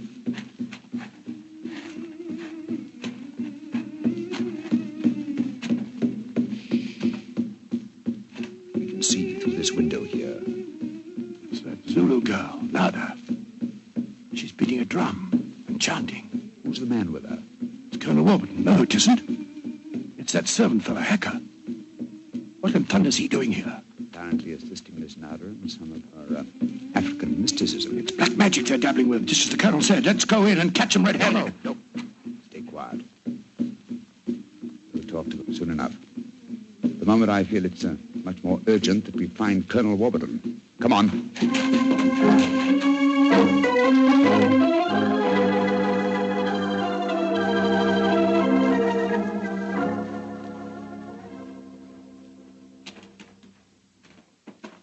There's the Colonel pacing up and down in front of the house with Mary and his niece, Miss Warburton. We shouldn't have left the women alone with him, you know. The man's dangerous. I don't think the women have been in any danger, Watson. John, dear, where have you been? Oh, well, Holmes and I decided we'd take a little walk. It proved very interesting.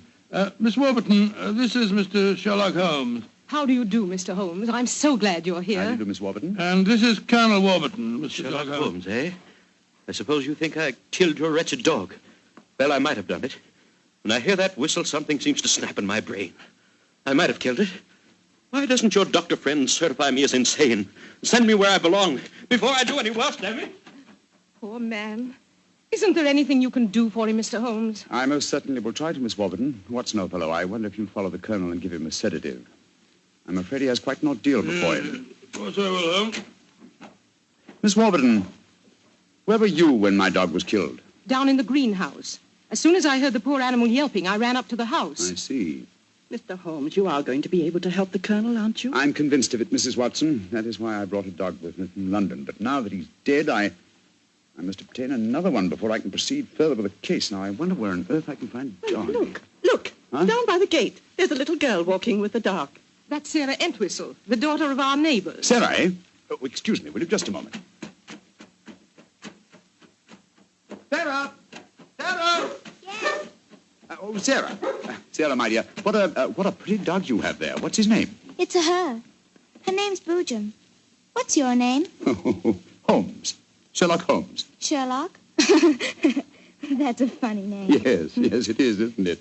Look here, Sarah. Here's a nice, shiny half-crown for you. Why are you giving me money? Well, because I love dogs, and I want to borrow, what did you call him? Boojum. Boojum, oh, yes. I want to borrow Boojum for half an hour. Why? Well, I want to play with her, Sarah. You can play with her here. She's awfully friendly. Well, you see, I really want to take her for a nice walk. Why? She's just had one. Now, look here, Sarah. It's a beautifully shiny half-crown. Mommy's told me I mustn't take money from strangers. But I'm not a stranger. I'm a friend of Colonel Warburton. Having trouble, Mr. Holmes? Yes, I am, Mrs. Watson. You see, I want to give Sarah half a crown for borrowing Boojum for a short while, but she doesn't want to do it. Sarah, does Boojum like bones? Oh, yes. Loves them. We've got a lot of bones up at the house we'd like to give her. Have they got plenty of meat on them? Plenty.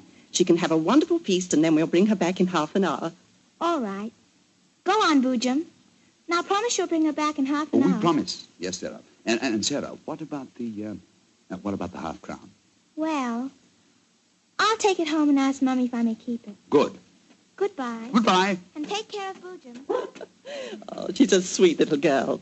Mr. Holmes, you're not going to expose Boojum to any danger, are you? None, Mrs. Watson. Otherwise, I shouldn't have borrowed her. I'm convinced that Boojum will give us the clue to what appears to be Colonel Warburton's madness.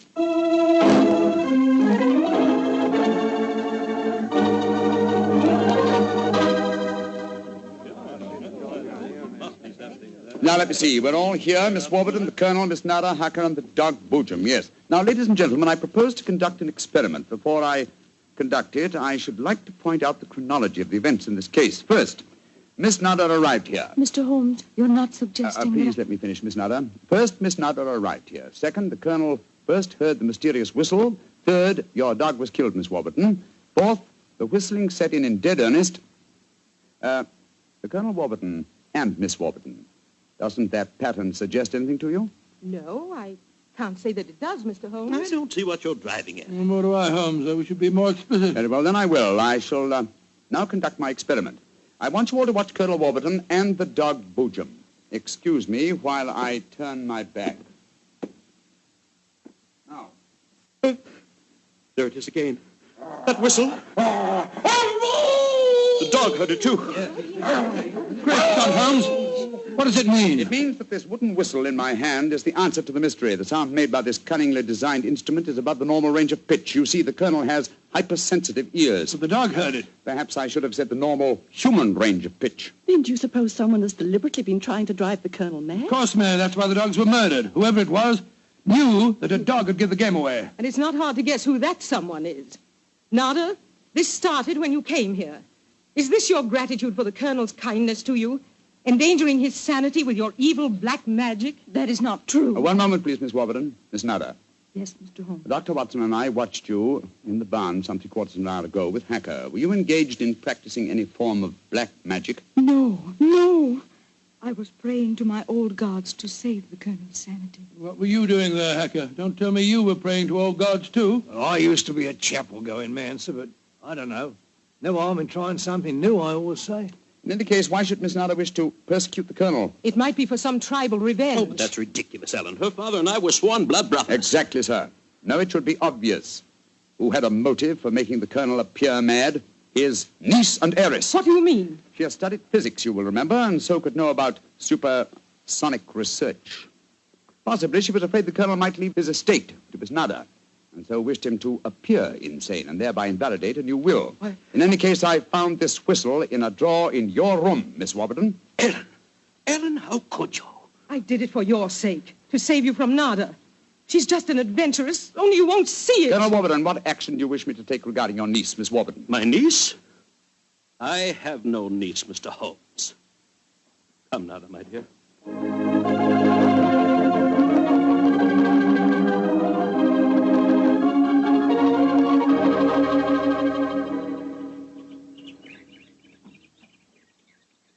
Oh, what an amazing case, Holmes.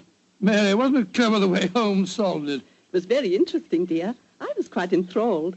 Oh, now I think I shall return to London and let you two finish your holiday in peace. Before you do that, Mr. Holmes, there's one thing we should do. What, Mary? Boojum.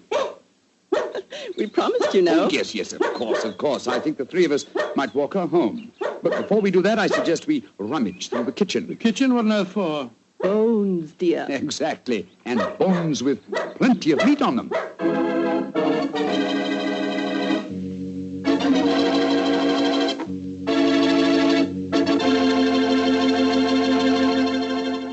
Say, Doctor, that was a swell story.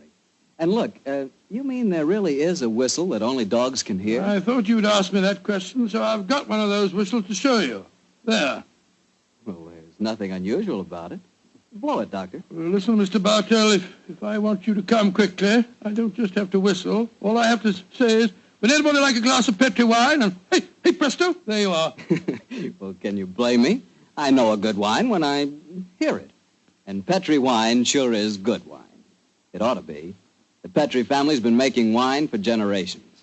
As you know, ever since they started the Petri business way back in the 1800s, that business has always been family-owned and operated.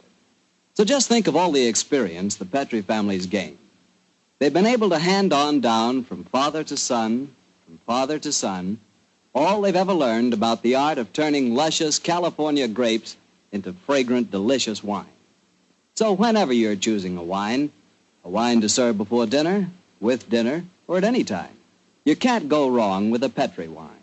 Because Petri took time to bring you good wine.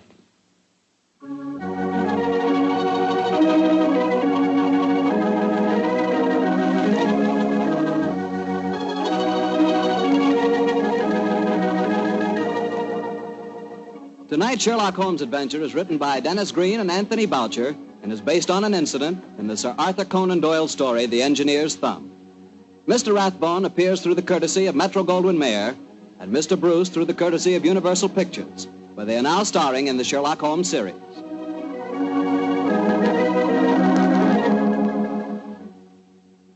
The Petri Wine Company of San Francisco, California, invites you to tune in again next week, same time, same station.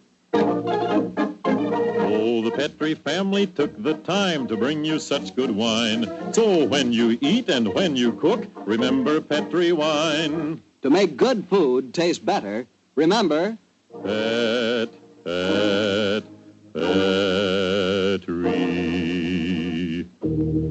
wine. This is Harry Bartell saying goodnight for the Petri family. Sherlock Holmes comes to you from our Hollywood studios. This is the Mutual Broadcasting System.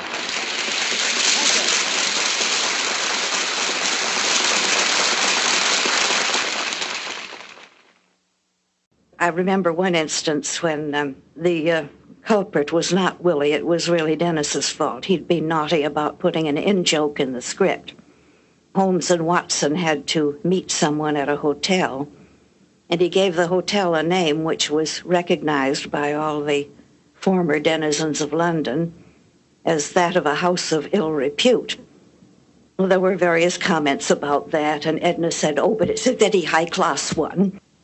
Order was restored, and the rehearsal continued. They read on. Holmes and Watson were making their way through the fog to this rendezvous, until Watson exclaimed, there it is now, I see the red light. Edna used to permit a certain amount of this, but she would clamp down firmly because it was a tight schedule. This is Ben Wright. Phyllis White and I will return shortly with another new adventure of Sherlock Holmes.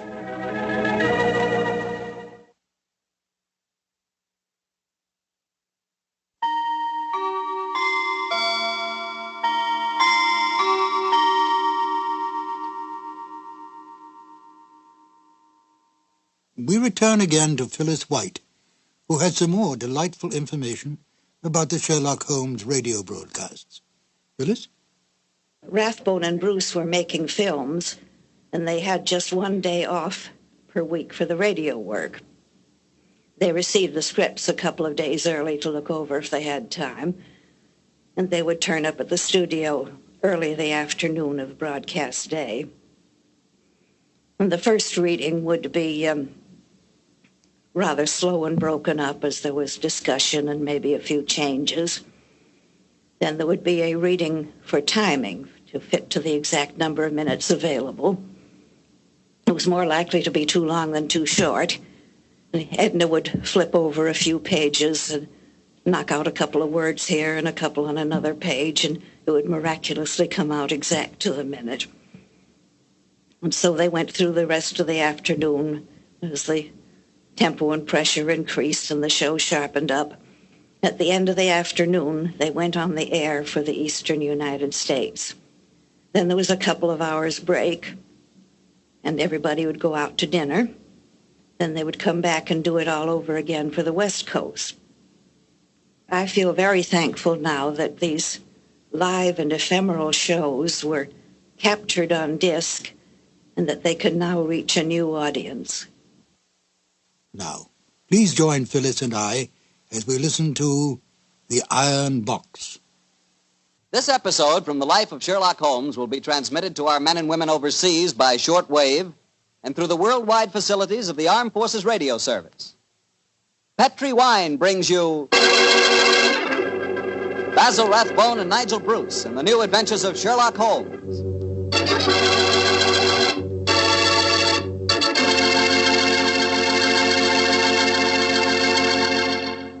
The Petri family, the family that took time to bring you good wine, invites you to listen to Dr. Watson tell us another exciting adventure he shared with his old friend, that master detective, Sherlock Holmes. Well, this is it, New Year's Eve. And I wish you could be here with us this evening so we could toast each other with a glass of Petri California port. As you know, port wine has long been a favorite wine for celebrating a happy occasion. That's because port is a wine rich in tradition. And you couldn't ask for a more delicious port than Petri port. Petri port is a deep, glowing red color, beautiful to look at and wonderful to taste, with a hearty, full flavor that's right from the heart of the grape. And when you serve Petri port to your friends tonight or any time, remember you can serve it proudly because the name Petri is the proudest name in the history of American wine.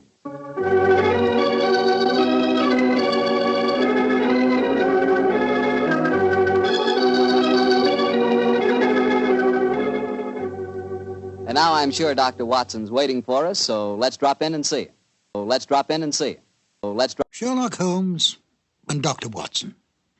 Murder, mystery, and intrigue at the turn of the century. Welcome to the new adventures of Sherlock Holmes. My name is Ben Wright.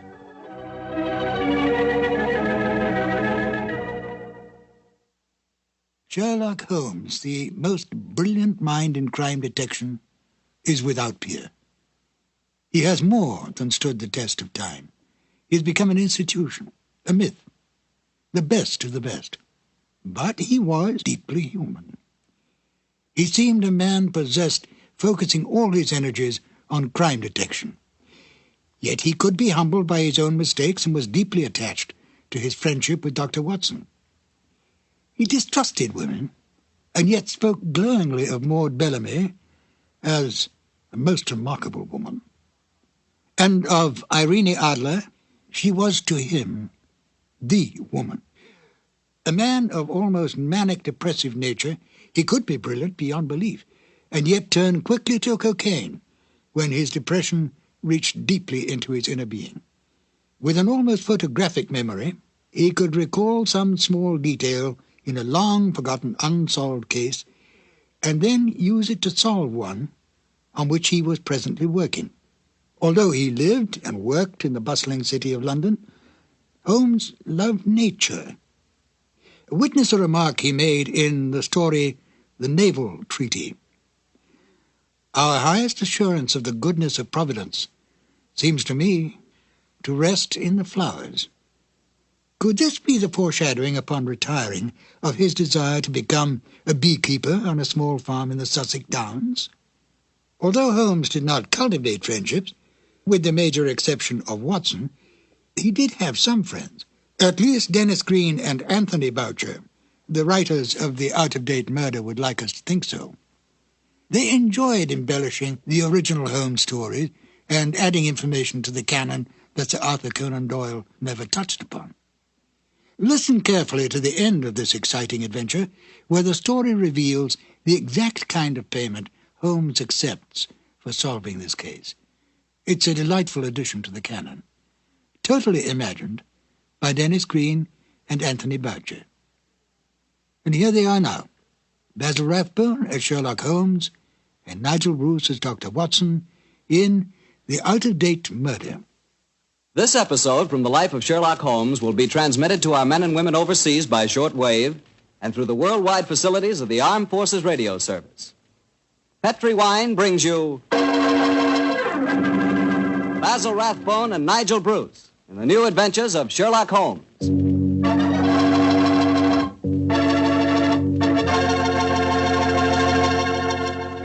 The Petri family, the family that took time to bring you good wine, invite you to listen to Dr. Watson tell us another exciting story about his old friend, that master detective, Sherlock Holmes.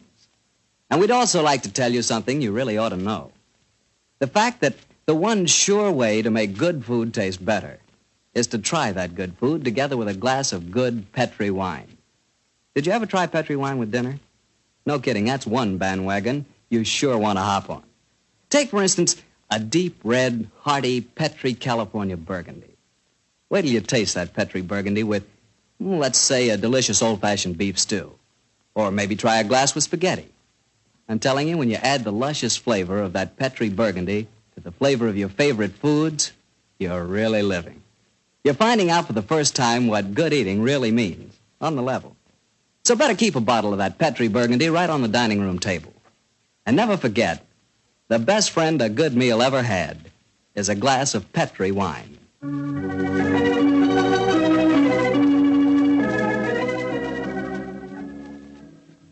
And now for our weekly visit with the good Dr. Watson. May I come in, Doctor? No, Mr. Bartell. You know me better than that. Of course you can come in. I'm expecting you. I always look forward to these Monday evenings together, you know. Me too, Doctor. In fact, I always say this is the one doctor's appointment that never scares me. Oh, that's very nice of you, my boy. Draw up your chair and make yourself comfortable. Thanks. And what prescription do you have in mind for us tonight, Doctor? Well, now, let me see.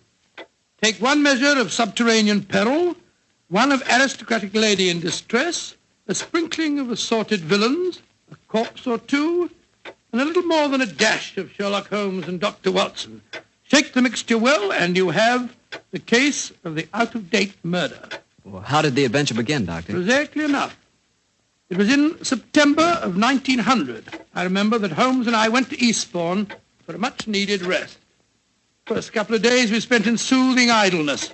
On the morning of the third day, Holmes, a dash of colour back in his cheek and a hint of the old sparkle in his eye, suggested that we should go and call on his good friend Evan Whitnell, curator of a nearby museum.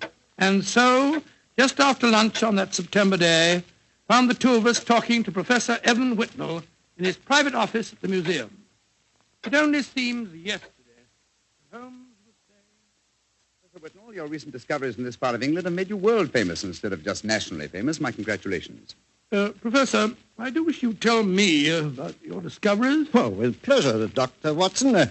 Less than 2 months ago, I was excavating on the downlands in this neighborhood when I was fortunate enough to discover a number of underground caves, caves saturated with a heavy deposit of lime that gave clear evidence of having the property of rapidly mummifying any flesh, human or animal, deposited in them. Good gracious me, it's interesting. And what treasures have you unearthed, Professor? Well, a number of mummified specimens of animals clearly belonging to bygone eras. My prize specimen is the body of a large wolfhound. The inscription on its collar identified the animal as having belonged to some local squire in the year 1748. Amazing. I didn't know that limestone had such qualities of preservation. Come in. Yes, Alan? What is it? It's Lady Clavering, Professor. She asked me to tell you that she was in the museum. Oh, yes, sir. Sherlock here, will you, Alan? Very good, sir. Yes, I'm most anxious for you both to meet her. And she, in turn, is even more anxious to meet you. Now, I dined with her last night, and when I told her that you were coming here today, she insisted on meeting you. Oh, Whitnell, you scoundrel. There's a twinkle in your eye. I suspect that Lady Clavering is here to consult me in my professional capacity, and that you engineered the meeting. Well, perhaps I might have dropped a hint. No, I warn you, Professor, Holmes can't become involved with another case. He's completely run down. Well, don't worry, Doctor. All that Lady Clavering requires is a little advice. Advice? Oh, that's a different matter altogether. Yes, sir. I knew you wouldn't mind, Holmes. Helena, my dear, there you are. Come along in. Thank you, Alan.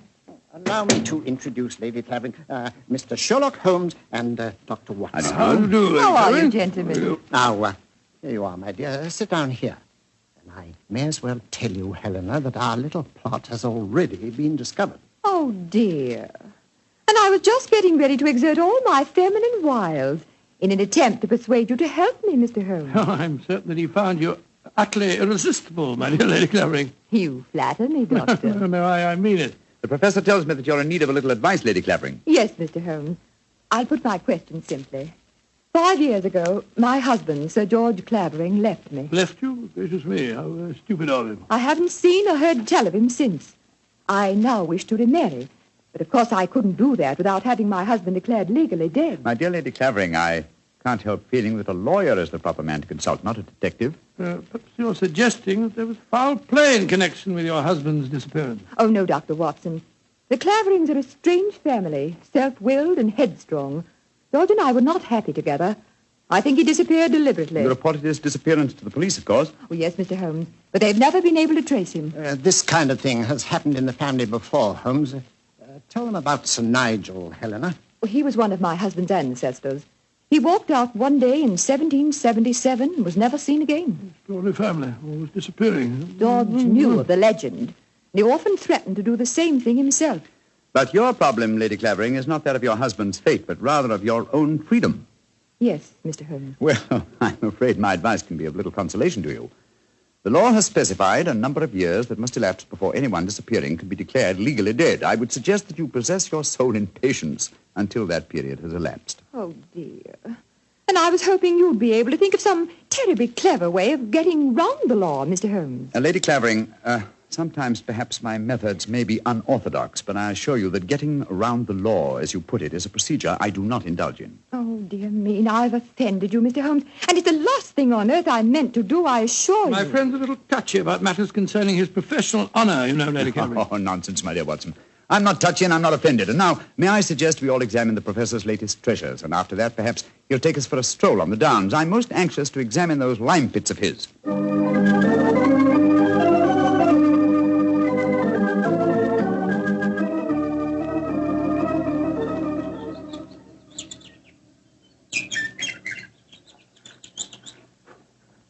The lime pits are about a mile from here. It's a nice walk across the cliff tops. I'm sorry Lady Clavering didn't want to come with us. A charming woman, even though she did rub you up the wrong way. A beautiful woman, Watson, but I must confess her charm eludes me. Her lack of concern about her husband's fate seemed completely unnatural. Yeah, not if you'd known her husband, Sir George Clavering. He was a tyrant and a bully, both in his home life and in the village. Hello? Who's this coming towards us? It's Timmy. Daft Timmy, they call him in these parts. He isn't quite right in the head, poor fellow, but he's perfectly harmless. Has two passions in life, birds and bonfires. Hello, Timmy. I've got something beautiful to show you.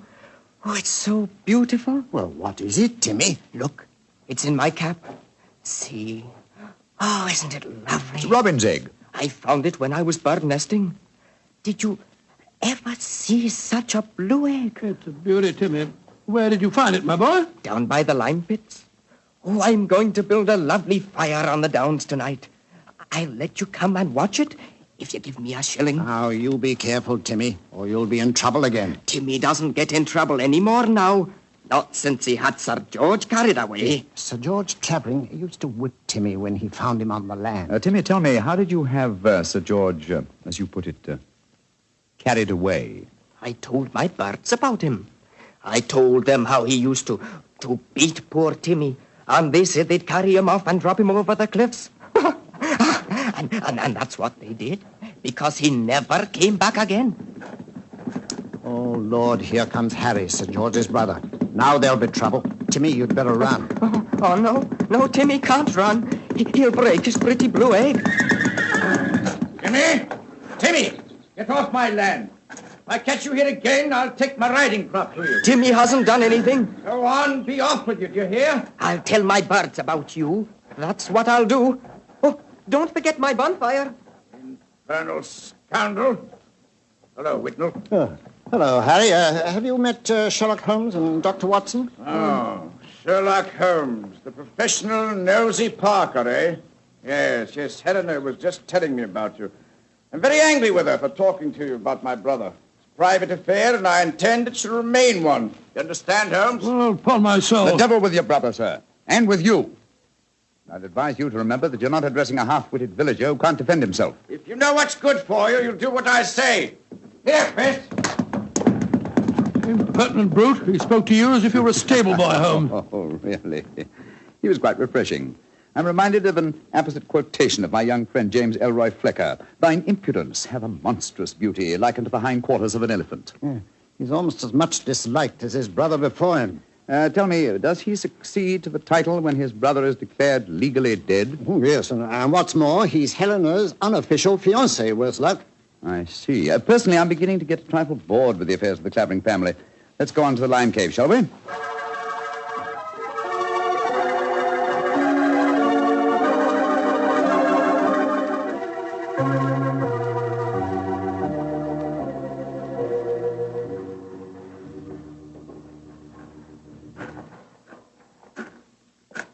These caves are amazing. We must be 50 feet below the level of the ground, aren't we, Whitnell? Well, more than that, I should say. Rock formation is most unusual, a series of caves connected by a veritable honeycomb of tunneling. Yes. I think I'll light the lantern now. It's getting darker in here, and I haven't explored this particular cave before. Yes, I've had a wall cave in on me a couple of times, so you'd better watch where you're walking. There. Now we can see better. Let's go deeper, shall we? But do watch your step. It's eerie down here, isn't it? Hello. Hello, what's this in the crevice here? Looks like a mummified bird of some kind. It is a beautiful specimen. Judging by its markings, a black streak here and bars of white in the tail, I'd say it was a peregrine. That's exactly what it is, a falcon. Dating back a couple of 100 years, I should say. And in a perfect state of preservation. Oh, this is a treasure. Come on, let's explore deeper. Seems to be another cave over here. If you'll hold the lantern up a little, I'll... Oh, I say.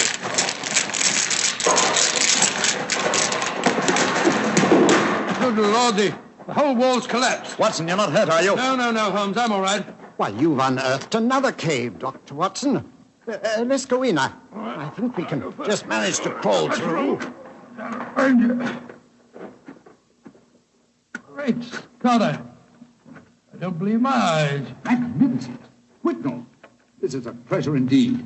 A perfectly preserved body dressed in 18th century costume, powdered wig and all. Yes, and there's no mistaking who it is. Look at that typical beak profile. It's a Clavering, and it isn't hard to identify which one. You mean the one that Lady Helena told us about this afternoon? Exactly. Without doubt, this is the body of Sir Nigel Clavering, who disappeared in 1777. Let's search his pockets. We might find some identification. Here's a snuff box of the period, and some coins. Yes, the inscription of George III is still visible on them. Hello, here's his diary. This is unbelievable. What are you up to, Holmes? I was examining the body, Watson. This man was murdered. Murdered? With this wound just above the heart. Obviously inflicted with a sharp instrument, probably a dagger. This is interesting. An entirely new experience for me. The opportunity of solving an unsuspected murder committed well over 100 years ago. Glance through that diary, Watson, will you, old chap? Let's see if the poor devil suspected his fate. Well, hard to read. All the S's look like F's. Peculiarity of the 18th century writing. They are saying, I suppose that means saying, they are saying in the coffee houses that my brother, Harry, hath been coveting my wife. But this is amazing, Holmes. See how history repeats itself. It's an exact parallel of the situation existing today. Harry is coveting his brother's wife, Helena, and Sir George has not been seen for 5 years. What an extraordinary coincidence. If it were one. As it is, it's one of the most ingenious frauds I've ever seen. The clothing appears authentic, so do the coins and the faded ink, the paper of the diary, and due to the peculiar mummification of the body, it would be almost impossible to say how long it's been here. Nevertheless, I am convinced that this is a recent corpse, and undoubtedly that of Sir George Clavering. Well, what makes you so sure, Holmes? Writing in the diary. 18th century used an S that looked like an F, it is true, but never at the end of a word. You will recall, Watson, that you were reading H-A-F, half, for H-A-S, has. That's perfectly true, I was. Well, that would be incorrect in genuine 18th century writing. No, obviously, this is an extremely clever attempt to disguise the comparatively recent murder of Sir George Clavering. It's incredible, Holmes. And yet I believe you're right. I'm sure of it. Well, what are you going to do about it? Do? You and I, old chap, will mount guard over the body. You, my dear Whitnell, if you don't mind, will be good enough to go and fetch the police.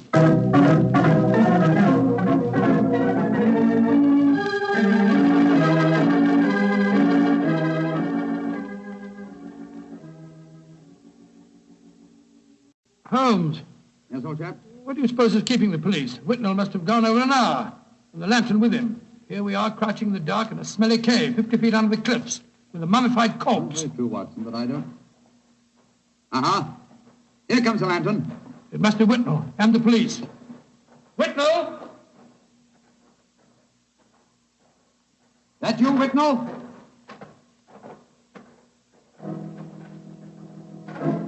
That lantern's blinding me. Is that you, Whitnell? Answer, can't you? Look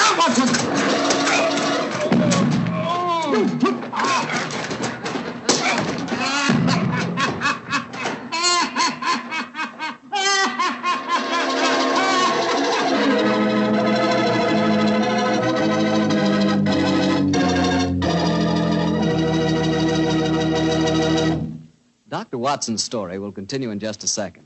And I'm going to take that second to ask you what you think of when I say good food. When you say good food to me, I can see myself really going down on a piece of fried chicken, but really fried. You know, crisp and sort of a light brown.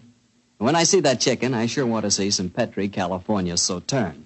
Because, believe me, Petri Sauterne is a white wine that's the wine for chicken. That Petri Sauterne has a delicate kind of flavor. Delicate like its pale gold color. But what a flavor, and what a wine. If you want a swell white wine, you certainly want Petri Sauterne. Try it and see.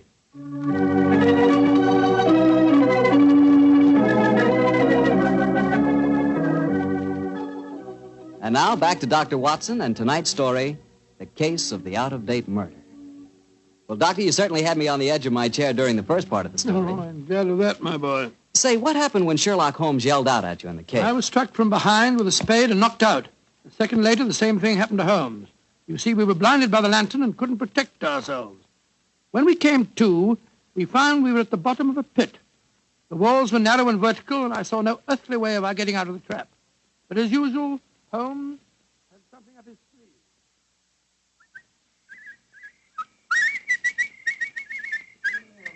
Oh, my head's throbbing.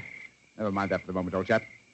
Get the coat off in your shirt. Oh, come on, off with it, old boy. Come on, off with it. I've already removed mine and tied them together. Oh, what for? Oh, dear me, that blow on your head must have been unusually severe. I'm trying to make a kind of rope, Watson, a rope to get us out of here. Oh, what's the good of a rope unless there's someone on the ledge above us to haul us out? If you think you're performing the Indian rope trick. My dear Watson, this is no time for your rather heavy-handed humor.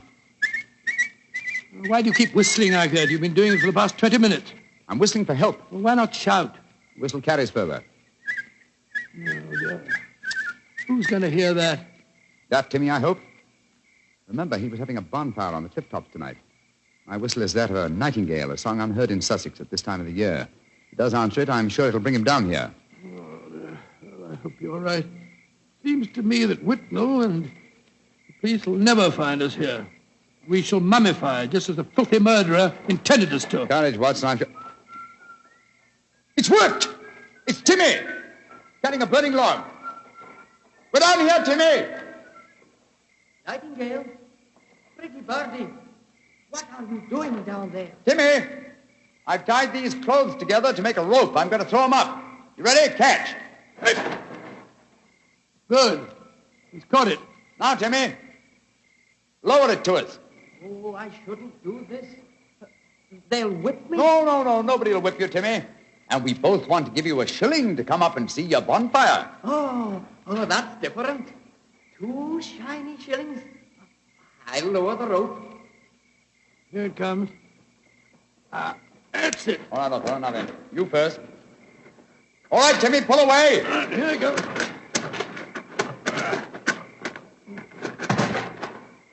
Splendid. I'm up, Holmes. Now I'll lower it for you. All right. I've got it. Look out now. Here I come.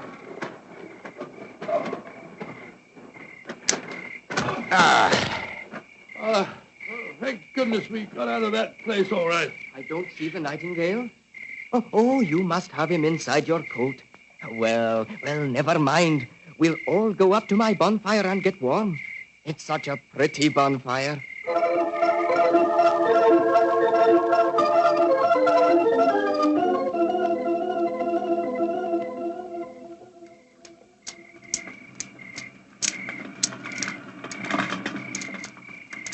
Did you ever see a finer bonfire? Never, Timmy. It's lovely. It's the most comforting sight I've seen for the last couple of hours. Oh, just one thing's bad, though.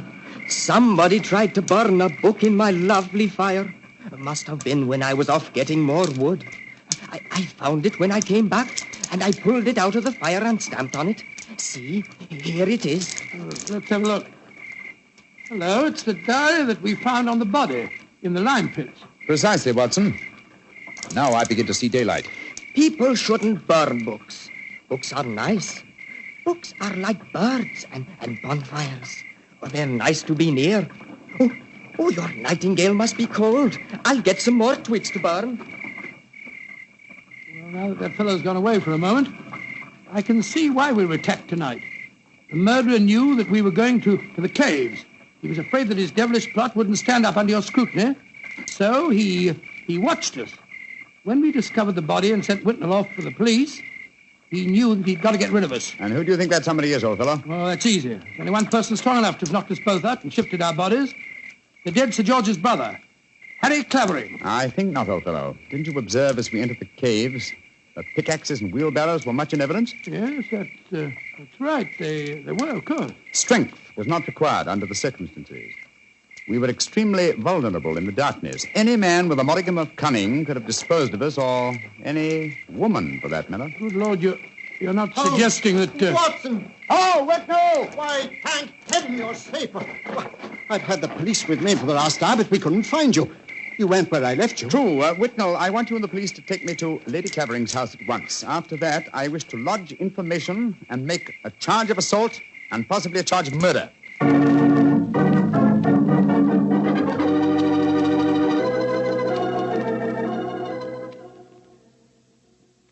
And that, Lady Clavering, is the story of how we found your husband's body. Horrible, Mr. Holmes. Horrible. But who in thunder could have planned such a devilish plot? Why did the murderer attack you and Watson? There, my dear Whitnell, you have the key to the murderer's identity. The man who so cunningly conceived and executed the murder of Sir George could never have bungled the job of disposing of Watson and myself unless he had meant to bungle it. You mean he didn't mean to kill us? Exactly. He merely wished us out of the way while the incriminating evidence was removed. You mean the diary? Of course I do. You will recall we found it partially burnt in Timmy's bonfire. Then it was Timmy who... No, my dear fellow. Surely it's obvious one person and only one knew that the diary was the key to the murderer's identity. The man who was present when we discovered it and detected the fraud. Great Scott, Professor Whitnell. Whitnell, you murdered my brother. Evan. Evan, you. Oh, no. I did it because I love you, Helena. All these years has been nothing in my life that meant anything but you. How could you? I thought that if George were out of the way, I could make you care for me. And when I realized that you loved Harry, I was mad with jealousy. And so I planned to conceal George's body forever. It was a clever plan. You said so yourself, Holmes. If it hadn't been for you, it would have worked. Yes, it was diabolically clever, Whitnell, but I'm afraid that no amount of cleverness now can prevent you from paying for your crime. Sir George, I suggest that you instruct the police to come in. Our work is done.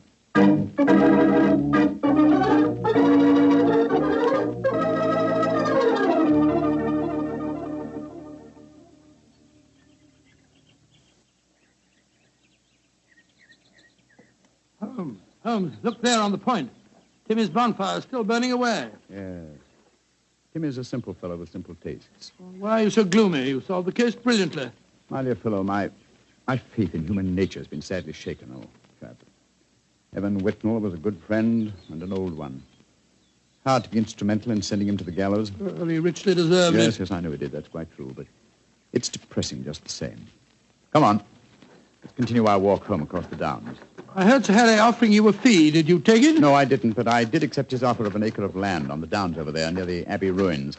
You can see them silhouetted against the sky. An acre of land? What on earth would you do with that? Well, when I retire, and I shall retire soon, I've often thought of bee farming. This would be a heavenly spot for such a venture. Well, I can't imagine you as a beekeeper. Oh, why not? After a life spent unraveling the tangled affairs of human beings, it would be soothing in the twilight of one's days to study the exact and predictable behavior of bees. Singing masons, building roofs of gold. Ah, well. One day, perhaps. One day.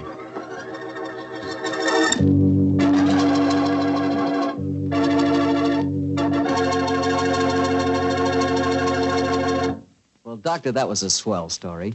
You know, I'm sure glad we get together like this once a week. Oh, thank you very much. Next week, why not come over a little earlier for dinner? Oh, no, I wouldn't think of having you go through all that trouble. Oh, well, of course, if you feel that way. Well, say, aren't you going to coax me? Well, to tell you the truth, I knew I wouldn't have to coax you. Mr. Bartell, I was Just going to show you the 2 thick steaks that I've got frozen in my refrigerator. Oh, no. Oh, yes. I'll also put aside a bottle of Petri Burgundy. Well, in which case, I'll bring along a very hearty appetite. If you pick the steak, I know it's good, and when it's Petri wine, you know that's got to be good, too. Because the Petri family has been making fine wine for generations. They've owned and operated the Petri business ever since its inception, way back in the 1800s. During all that time, they've sure learned plenty about the fine art of turning luscious grapes into clear, fragrant, delicious wine. And they've been able to take this experience and hand it on down from father to son, from father to son. That's why, when you want a wine for any occasion, you can't go wrong with a Petri wine. Because Petri took time to bring you good wine. Now, Dr. Watson, what story do you have lined up for us next week? Well, now, let me see. Next week, Mr. Bartell, I'm going to tell you an adventure that occurred to Holmes and me in the shadowy depths of the Limehouse district in London. It's a strange tale of death and terror. I call the story The Eyes of Mr. Leyton. Well, Doctor, we'll be sure not to miss it. And meanwhile, don't you forget you promised to contribute to the National War Fund. National War Fund, of course, Mr. Bartell. It's a must.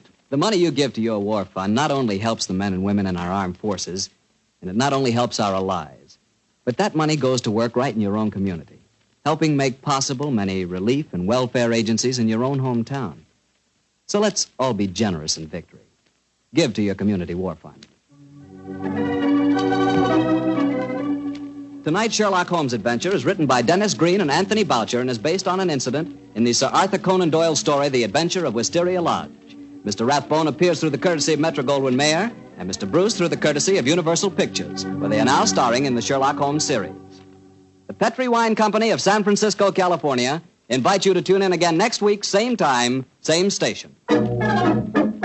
Oh, the Petri family took the time to bring you such good wine. So when you eat and when you cook, remember Petri wine. To make good food taste better, remember... Petri wine. This is Harry Bartell saying goodnight for the Petri family. Sherlock Holmes comes to you from our Hollywood studios. This is the Mutual Broadcasting System.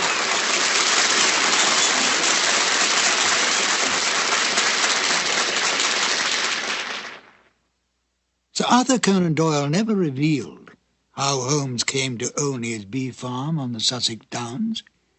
This wonderful touch at the end of the case adds a little extra to the original stories and seemed to please the Sherlock Holmes aficionados when it was broadcast. Well, I'm Ben Wright. In a moment, I will present you with another new adventure of Sherlock Holmes.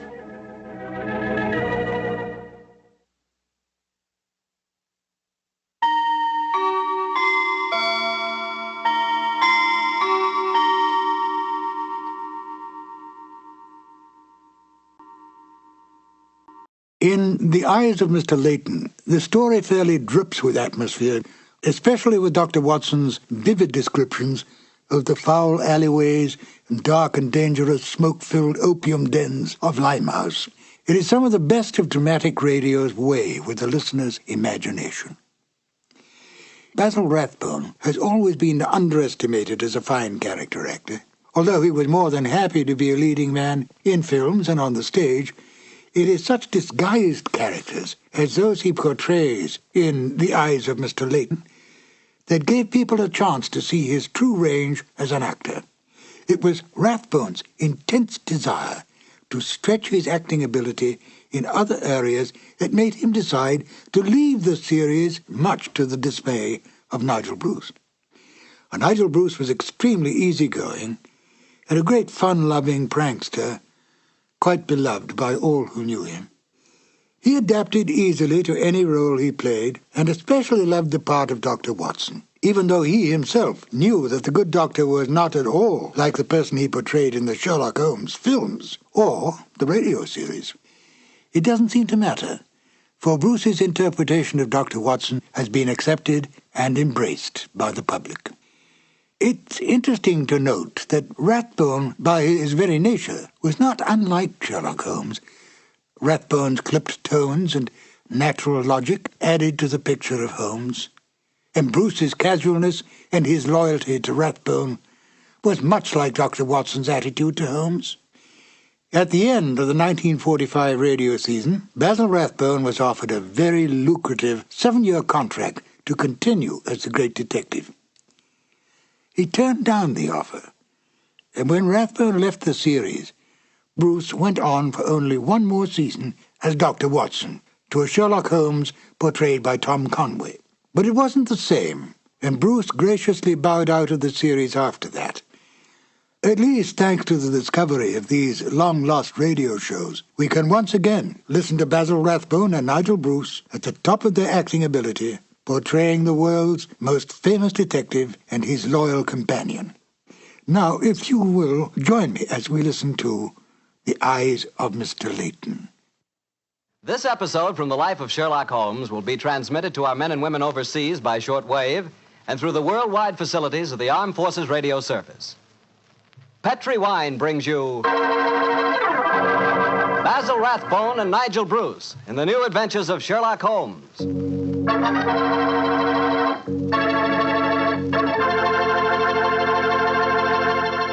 The Petri family, the family that took time to bring you good wine, invites you to listen to Dr. Watson tell us another exciting story about his good friend, that master detective, Sherlock Holmes. And I'd like to tell you something that maybe you already know. The fact that America's favorite wine is port wine. Did you know that? If you didn't, you'll know why port is the way out front favorite if you'll just sample some Petri California port. You just look at that Petri port and you know it's good. That wonderful, deep, rich red color. And Petri port is so clear. Just hold it to the light and you can sort of see right through the glass. But what you want to know really about a wine is how does it taste? And I'll tell you something. I've never yet been able to find the adjective that'll do Petri port justice. It's wonderful, honest.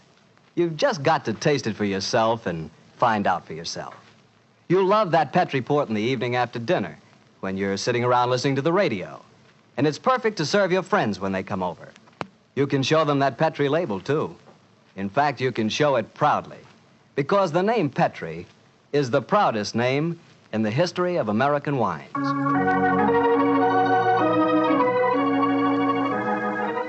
And now for our weekly doctor's visit. Let's see. No, Mr. Bartell, don't say let's see if he's expecting us. You know I always expect you at this time on Monday evenings, my boy. So draw up your usual chair and settle down. Thanks, Doctor. That's it. All alone this evening, Doctor? Where are the puppies? Out on the patio. They had a most unfortunate encounter with a dead seal on the beach this afternoon. In consequence, they're a little malodorous, shall we say. In that case, Doctor, perhaps we'd better change the subject. So, suppose I ask you about tonight's new Sherlock Holmes adventure. Well, my boy, as I told you last week, the story took place in the foul alleyways of Limehouse. It was there on a foggy December evening in 1890 that my story began. An old friend and patient of mine, Isa Whitney, had disappeared, and his distraught wife had come to me for help. Knowing the man to be the victim of the shocking habit of taking opium, I suspected that I might find him in one of the vile dens inhabited by the dregs of the waterfront. And so, Mr. Bartell, about 5 o'clock on that December evening, I began my search. After an hour of fruitless wanderings, I found myself in a vile alley called Upper Swandam Lane. I could hear the distant moans of the riverboats as I walked, eyes alert, and hand on the revolver in my coat pocket.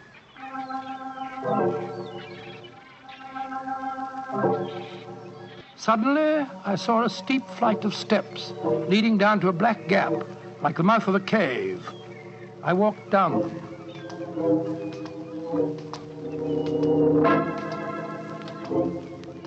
The steps were worn hollow in the center by the ceaseless tread of stumbling feet. I reached the bottom. A door faced me, and above it, a flickering oil lamp winked warnings at me. I found the latch and lifted it. The door squeaked open protestingly. And I entered.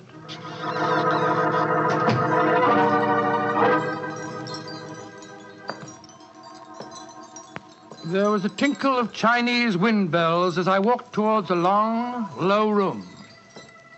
A strange sight met my eyes. Through the gloom, thick and heavy with the brown opium smoke, I saw that the room was terraced with wooden berths, like the forecastle of an emigrant ship. Out of the shadows, there glimmered little red circles of light, now bright, now faint, as a burning poison waxed or waned in the metal pipes. Bodies lay in strange, fantastic poses. Bowed shoulders, bent knees, heads thrown back. The attendant came up to me with a pipe and beckoned me to an empty berth. I haven't come here to smoke your filthy drug. I'm looking for a friend, Mr. Isa Whitney. No, Mr. Whitney here. Oh, I'm going to search the place. You must not disturb the priest. I'm carrying a revolver, so you'd better not argue with me, my good man. Out of the way. I searched that filthy den, but found no trace of my missing friend. As I was leaving in despair, a long shaking hand reached out and plucked at my sleeve. I turned, and there sprawled in a berth was the wreckage of a man, his gaunt face yellow and twitching, his clothes filthy and ragged, and the pupil of his eyes like pinpoints. He spoke to me in a thin, quavering voice. Reverend Saint, get me out of here. Now, look here, my man. Don't say you won't help me, Governor. Ain't you got an heart? Please help me, Governor. Take me out of here. Strike me pink, I'm going to bomb me, I tell you. Oh, what must you expect if you indulge in this filthy habit? Take me out of here, Governor. I'll go straight this time. Cross me out, I will. Oh, very well. Come along with me. I suppose it's my duty to help you. Ah, bless you, Governor. Here you are. Here, now, give me your arm. You cannot take him away. He owe me money. That's a bleeding lie. I paid him when I come in, I did. He cannot go with you, mister. You remember what I said about my revolver, you blackguard? If I have any more trouble with you, I'll fetch the police. Come along. He owe me money. He owe me money. Infernal scoundrel, owe me money. Tell him all proper, Governor. That off you didn't.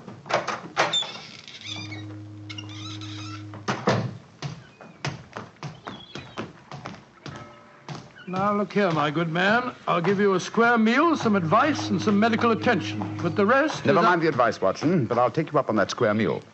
Holmes. Yes, I'm very glad to see you, old fellow. What brought you to that filthy den of iniquity? Oh, gracious me, I went to find a friend. And I, an enemy. Your disguise is wonderful. It completely fooled me. But I'm afraid the proprietor was beginning to penetrate it. That's why I staged the little rescue scene. Had I been recognized, my life wouldn't have been worth an hour's purchase. Well, how long had you been there? Why were you there? Come on, Holmes. Tell me all about it. With pleasure, old chap. But first, let's find a chop house. I want that square meal you promised me.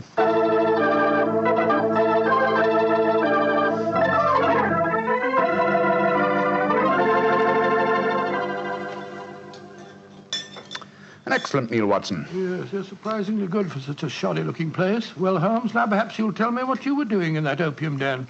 I've already told you my story. I'm shadowing a most unusual criminal. A man who haunts the opium dens. Yet I know that he himself is not an addict. Oh, I don't see anything very criminal about that. He might be looking for a thrill, or perhaps he's one of those writer fellows or something. But this man pretends to be an addict. I've watched him closely. He fakes his smoking, and grease paint has enabled him to simulate the characteristic pallor of a drug victim. He even affects the typical mannerism of nose scratching, but it's his eyes that give him away. The pupils are wide open, I suppose. Exactly, old fellow. Whereas, if he were really addicted to the drug, they would, as you know, be contracted. I myself always treat my eyes with a special kind of drop on the occasion when, I have to enter these dens. Why does a man haunt an opium den in order not to smoke? That, my dear Watson, is the problem that I intend to solve. Well, perhaps the fellow's a policeman or a private detective like yourself, Holmes. I've already checked on those possibilities. No, Watson, I believe there is only one answer. I believe the man is planning a murder. A murder? It's a tempting setting for a murder. Your victim is an addict, drugged and helpless. Your witnesses are in an equal state of befuddlement. The proprietor is anxious to cover up the crime because of the police. But you... Yes, Holmes. Now, the question is, who is the intended victim? That, my dear Watson, is why I've been shadowing this man. Unfortunately, he was not present in the den we just left, but I intend to continue my search. Holmes, can I help you? My wife's away, you know. You know, it's a long time since we were on a case together. I shall be delighted, my dear chap. I've missed you sadly during the past few months. And are you, Holmes? What's the next move? Back to Baker Street, old fellow. My disguise is wearing thin, and I must contrive a new one.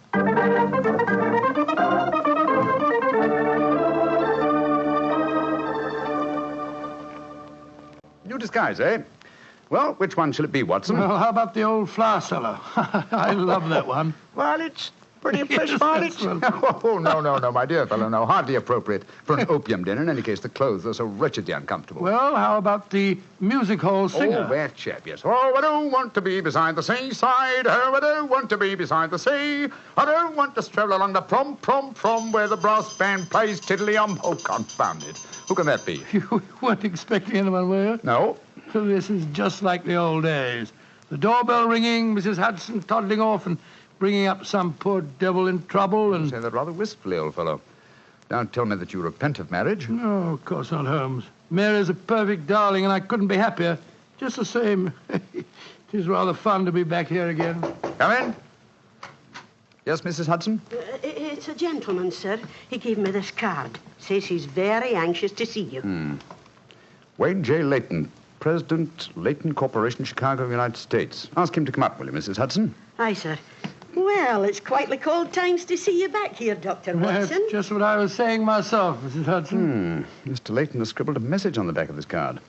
If £1,000 for a week's work interests you, you'll see me. £1,000? Big fish, Watson. Very big fish. This way, sir. Thank you. Oh. How do you do, Mr. Leyton? I guess you're Sherlock Holmes. You guessed correctly, sir. Excuse me. Oh, Mrs. Hudson, just a moment, Mrs. Hudson. Aye, Mr. Holmes. Sit down, won't you, Mr. Leyton? My name's Watson, Dr. Watson. I'm Sherlock Holmes's colleague. Yes, I've heard about you, too. Like a cigar, Doctor? It's a good one. Set me back 3 shillings. Oh, 3 shillings? Oh, thank you. That's very nice of you. Just put one. Oh, no, I see you introduced yourself. Splendid. And now, Mr. Leyton, may I ask what brings you here? I'll talk fast and to the point. I'm a businessman. I like to do things in a business way. I have a chance to control the guano deposits of the Republic of San Pedro. Their minister will be in London tomorrow, and if it weren't for one thing, I know that I could swing the deal and get the concession. And what is that one thing, Mr. Leyton? The deal is secret, see? I thought no one knew about it, but when I got here, I found out that my biggest business rival has gotten wind of what's going on. He's an Englishman. I've never met him, but he's right here in London. Now, I'm not going to tell you his name, not until you give me your word that you'll work for me. Just what you wish me to do, Mr. Leyton. Get this rival of mine and keep him out of circulation for a week. I don't care how you do it, and I won't ask. In a week's time, I'll give you the other half of this £500 I brought with me. Oh, good Scott, what kind of Watson, detective give Mr. Leyton his hat and gloves. That's it. Thanks, old fellow. Goodbye, sir. What are you doing, throwing me out? I can't think where you gathered the impression that I indulged in kidnapping. Once again, goodbye, sir. And here, sir, you can take back your cigar. Well, if you don't want some easy money, I'll soon find someone else that does. This is the last you'll see of me, Mr. Holmes. Life is full of little consolations. Some people seem to think that money can Watson, the game's afoot. Mr. Leyton is the man I've been seeking. The man who pretends to be an opium smoker. Why in blazes did you let him get away? Here, I'll go after him. No. Don't worry. I've already arranged for that. Oh, how? When I left the room just now to talk to Mrs. Hudson, I was intending to tell her to summon some of my band of street urchins. You know, the Baker Street irregulars. When she informed me that half a dozen of them were in the kitchen at this very moment, partaking of one of her incomparable steak and kidney pies. The rest should be obvious. You left instructions for one of them to shadow Mr. Leyton when he left here. Elementary, my dear Watson. Oh, don't tell me that Leyton back again. No, I think not. I should say that at the moment he's just about to walk out of the front door. No, I think we shall have another visitor. And judging by the commotion, the incoming and the outgoing visitors know each other and are not on the best of terms. Well, it sounds to me as if they're having a fight. Here comes Mrs. Hudson to tell us about it. Come in. Oh, Mr. Holmes, you've got another visitor. So I gathered. Mrs. Hudson, you gave my instructions to one of the boys? I did that, sir. Young Wiggins was going to follow the gentleman. Mrs. Hudson, what was all that commotion about downstairs just now? Oh, it was the 2 gentlemen shouting at each other. Him that was leaving and the one that was waiting on the doorstep. And who is our new visitor, Mrs. Hudson? Here's his card, sir. Oh, thank you. Linton Chumley, 9 Belgrave Square. Well, ask him to come up, will you, Mrs. Hudson? Very well, Mr. Holmes. Oh, one thing more. Yes, sir. Please instruct another of the Baker Street irregulars to follow this Linton Chumley when he leaves here and report to me. All right, sir. You're taking no chances, Holmes, eh? You're having this fellow shadowed, too. Leyton is a potential murderer. Of that I'm convinced. This Mr. Chumley might possibly be his intended victim. While we're talking to him, Watson, old fellow, I want you to be sure to look at the condition of his eyes. Yes, I certainly will. Come in. Oh, good evening, Mr. Chumley. Are you Mr. Sherlock Holmes? I am. This is my colleague, Dr. Watson. How do you do, sir? That was Wayne Leyton that was just left here, wasn't it? Won't you sit down, sir? Thank you. I don't want to sit down. All right, you needn't answer my question, but I know it was Leyton. I've never met him, but I've seen his picture in the newspapers. Oh, very well then, sir. It was Wayne Leyton. I know why he came to you. He's trying to have me put out of the way while he closes that deal on the San Pedro and Guana concession. Now, look here, Holmes. You've got to be on my side. Whatever fee he offered you to dispose of me, I'll double it if you'll take care of him for a few days. Oh, dear me, this is becoming monotonous. Watson? The hat and gloves? Thank you, old chap. That's right. Good night, Mr. Chumley. Look here, Holmes. I'll treble his fee. I'll quadruple it. My dear Mr. Chumley, I have accepted no fee from Mr. Leyton. I don't propose to accept one from you. Your hat and gloves, sir? That man is out to kill me, Holmes. Well, if you won't help me, I'll go to the police. That's an excellent idea, Mr. Chumley. Again, good night. Did you notice his eyes, Watson? Yes, the pupils were contracted. He's obviously an opium addict. And also a potential corpse. What do we do now? Wait for the irregulars to report? No, you'll return home for your medical bag. I have a feeling that you'll need it before the night is out. Then come back here. If I've gone before you return, I'll send one of the irregulars to bring you to wherever I may be.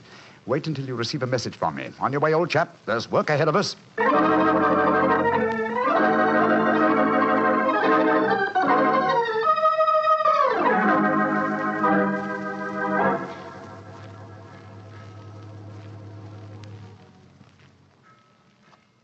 Wiggins, you're certain that this is the place that Mr. Holmes told you to bring me to? Oh, yes, Dr. Watson. The corner of Swandam Line and Brixell Street, Mr. Holmes said. Yeah, well, this is the spot, all right. I don't see any sign of him. Hello? This old woman coming towards us. So that's the disguise he chose. Oh, spare me a few coppers, will you, mister? My feet hurt something awful, and I ain't had a bite of food all day. No, you don't, Holmes. You can't fool me this time. As a matter of fact, your makeup isn't very convincing. You hardly look like a woman, and nobody's nose could be quite as red as that. Don't look like a woman, don't I? My nose is too red, is it? I'll take that. No, steady, look Making here. fun of the poor old woman who's plighted me. I'm sorry, madam. I didn't mean to insult you. Well, matey, she gave you a bit of what for, all right, didn't she? Box your ears. No mistake about it. You mind your own business. And anyhow, why aren't you aboard your ship at this time of night? Because I'm not a sailor, Watson. It's Mr. Holmes. Great heavens, Holmes. I wish you wouldn't confuse me like this. I'd never recognized you. My dear Watson, when you're able to recognize me, it will indeed be the beginning of the end. When your eagle eye penetrates my disguise, I shall realize that my retirement is imminent. But enough of this. See that house opposite? You mean the ramshackle place with the broken tiled roof? Yes, I gave the irregulars instructions to let me know at once if our two quarries ever enter the same house at the one time. They're inside there now, and I'm going in after them. Be careful, Holmes. I better come along with you. Can't I come too, Mr. No, Holmes? no, certainly not. Both keep watch outside. If I need any help, I'll smash one of the windows, and then you can come in after me. Wait here for me. I don't expect I'll be very long. I'll be here, Holmes. Don't worry about me. Just take good care of yourself.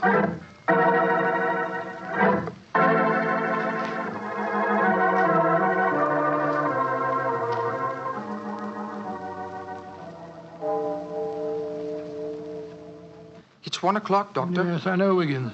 He's been in there half an hour. I'm beginning to get worried. Start going after him, sir. No, Wiggins. You know Mr. Holmes. When he gives orders, he likes them. There's the signal for help.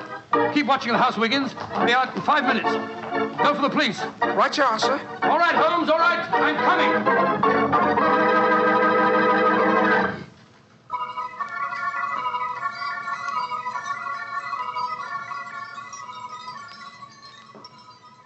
You have searched my house from basement to attic. Why do you not give up?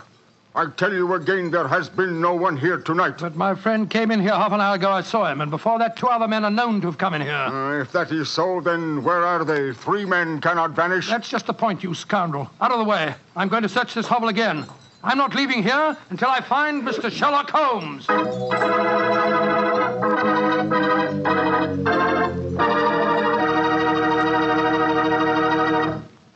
You'll hear the rest of Dr. Watson's story in just a second. And if you don't mind, I'll take that second to say just one word to the ladies. And that word is muscatel. Petri California Muscatel. I want you women to know about it because Petri Muscatel is one wine that practically every woman likes. Maybe because it's such a beautiful color. like pale gold. But I guess really because Petri Muscatel brings you the wonderful flavor of luscious, sun-ripened Muscat grapes. And that's a flavor. Try Petri Muscatel after dinner, or any time as a change from Petri Port. Remember, if it's a Petri wine, you know it's a good wine.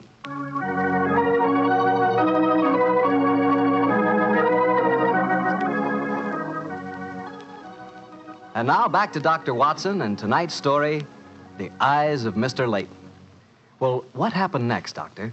When you searched the house for the second time, did you find any trace of Sherlock Holmes or the two rival businessmen? No, Mr. Bartell, I'm afraid I didn't. What did you do? I told Wiggins to report the matter to the nearest police station and then rattle back to Baker Street in a hansom cab as fast as I could. When I arrived at the old familiar doorstep, I wrenched at the bell in a frenzy of anxiety. Finally, the door opened, and there stood Mrs. Hudson. Dr. Watson, what is it, sir? Why, you're as white as a ghost. Mr. Holmes, is he here? Aye, sir, came in half an hour ago. He was dressed as a sailor and was half carrying some drunken friend of his. Oh, thank heavens he's safe. I'll go up. All right, sir.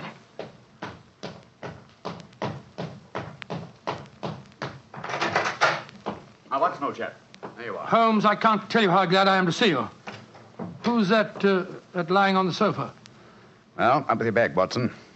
Though I'm afraid the poor devil's done for. Great Scott, it's Wayne Leyton, the American fella. With a knife wound between his ribs. See what you can do for him, will you? Right.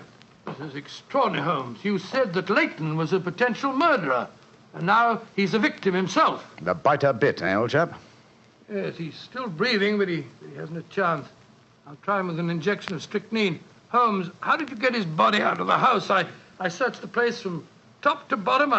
I found no trace of any of you. When I went in, I found the stabbing had already taken place. The proprietor then bribed me, or rather the broken-down sailor he took me for, to smuggle the body out through the secret stairway leading to the wharves at the back of the house. Well, there's no trace of Chumley there? No, he must have left before me by the same exit. Then you smashed the window and bolted? Yes, I knew that I could count on you to hold the fort while I was getting the body away. Mm-hmm. Just tried to say something, Watson.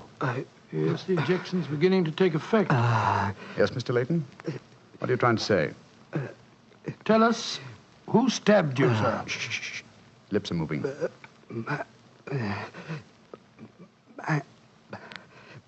Mandalay.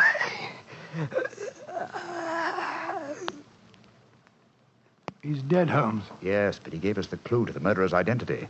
How? And the word he mumbled just before he died. Sounded to me as if he said Mandalay. Precisely, old fellow. Never did a corpse give us a clearer instruction as to our next and final move. And that is? Back to Limehouse, Watson. Back to Limehouse.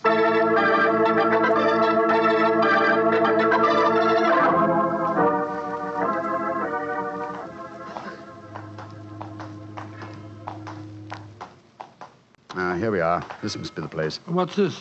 Another opium den? Yes, I knew that since Chumley refrained from smoking earlier on in the night, in order to keep his faculties alert for murder, that an enormous reaction would set in. You'd have to find a den at once, and beyond question a different one from that in which the murder was committed. But how do you know that he's inside here? Well, just before you returned to Baker Street tonight, I had a message from one of my irregulars. He tracked him here after he escaped from the scene of the stabbing. That was a couple of hours ago. He might have slipped away again. No, Watson, tonight he came to drown his senses with a wretched drug. He'll be here. Come on.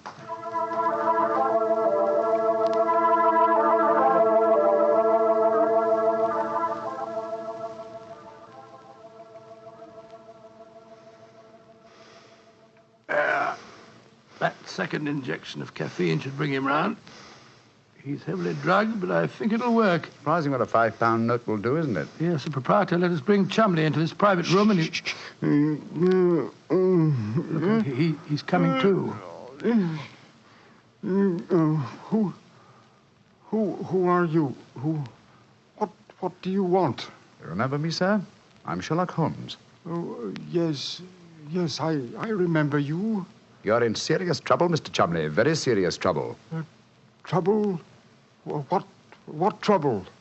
Wayne Leyton didn't die. Oh. He's badly wounded, but he's going to live. He's at Baker Street now. He wants to go to the police and give evidence. You've got to get me out of this, Holmes. I'll pay you anything. 10,000, 20,000. Why did you stab Leyton? He was in my way. I wanted the San Pedro concession. I meant to kill him, But we can fix it up now, can't we, Holmes? We can fix it up now. Yes, we can fix it beautifully, sir. As neat a murder confession as ever I listened to, Holmes. Exactly. Come along, Mr. Chumley. I think some night air will be good for you. We'll take you for a nice drive to Scotland Yard.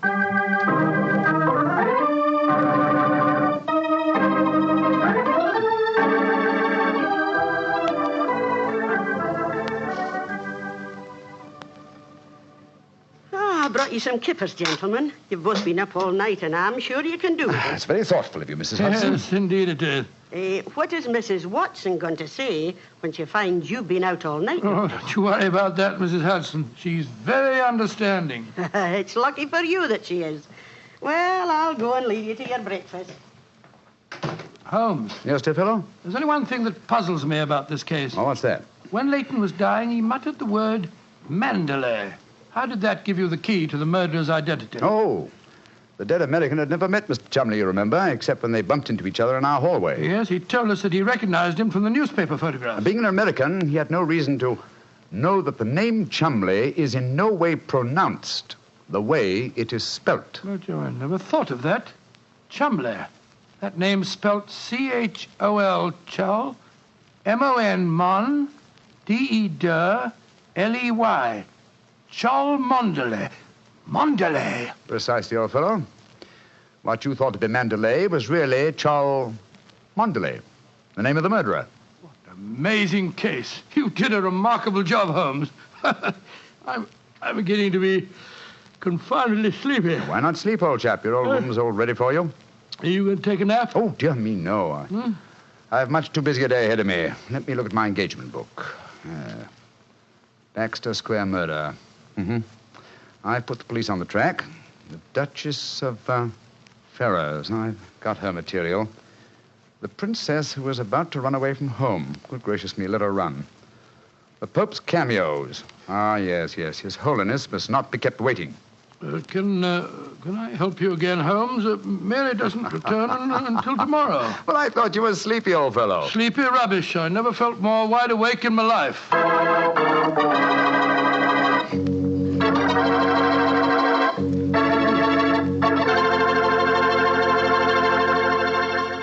That was a swell story, Doctor. I'm glad you enjoyed it. And it was really funny when you mistook that old lady for Holmes and she slapped your face. It wasn't very funny at all.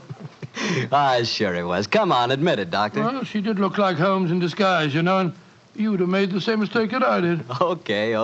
Her nose was ridiculously red, and she did look like a man. Look, Doctor, forget I ever said anything. I won't say another word. I'll keep my mouth closed forever.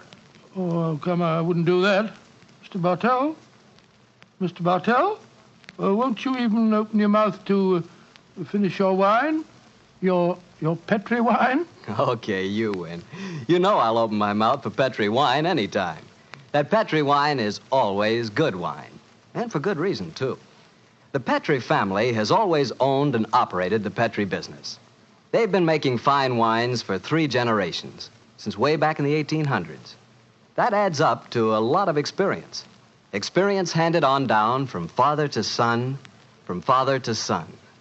The Petri family really knows how to turn luscious California grapes into fragrant, delicious wine. And that's why, no matter what kind of wine you want, I'm sure you'll like it better if it's a Petri wine. Because Petri took time to bring you good wine. And now, Dr. Watson, what story are you going to tell us next week? Well, now, next week, Mr. Bartell, I'm going to tell you a most unusual adventure that Holmes and I had in the heart of the English countryside. It concerns a corpse, a missing revolver, and a beautiful girl who was frightened of her own shadow.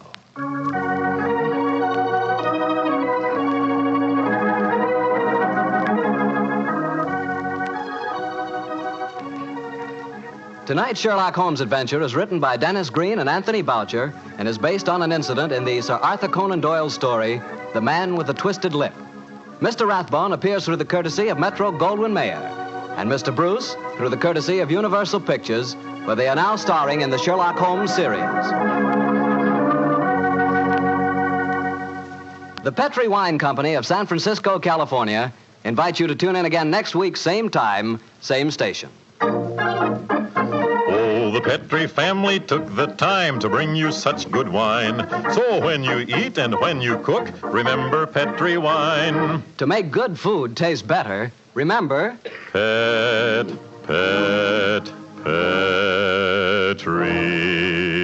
wine. This is Harry Bartell saying goodnight for the Petri family. Sherlock Holmes comes to you from our Hollywood studios. This is the Mutual Broadcasting System.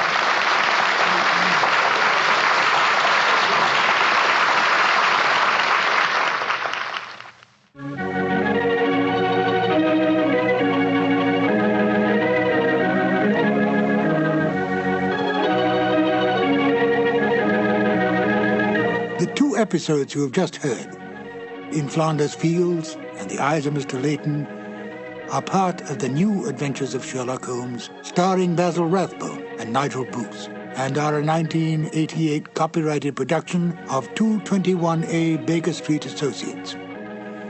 The Sherlock Holmes stories and the characters of Sherlock Holmes and Dr. John H. Watson were created by Sir Arthur Conan Doyle and are used with the kind permission of Dame Jean Conan Doyle. I'm Ben Wright, and I hope you will join me again for more new adventures of Sherlock Holmes. Thank you for listening.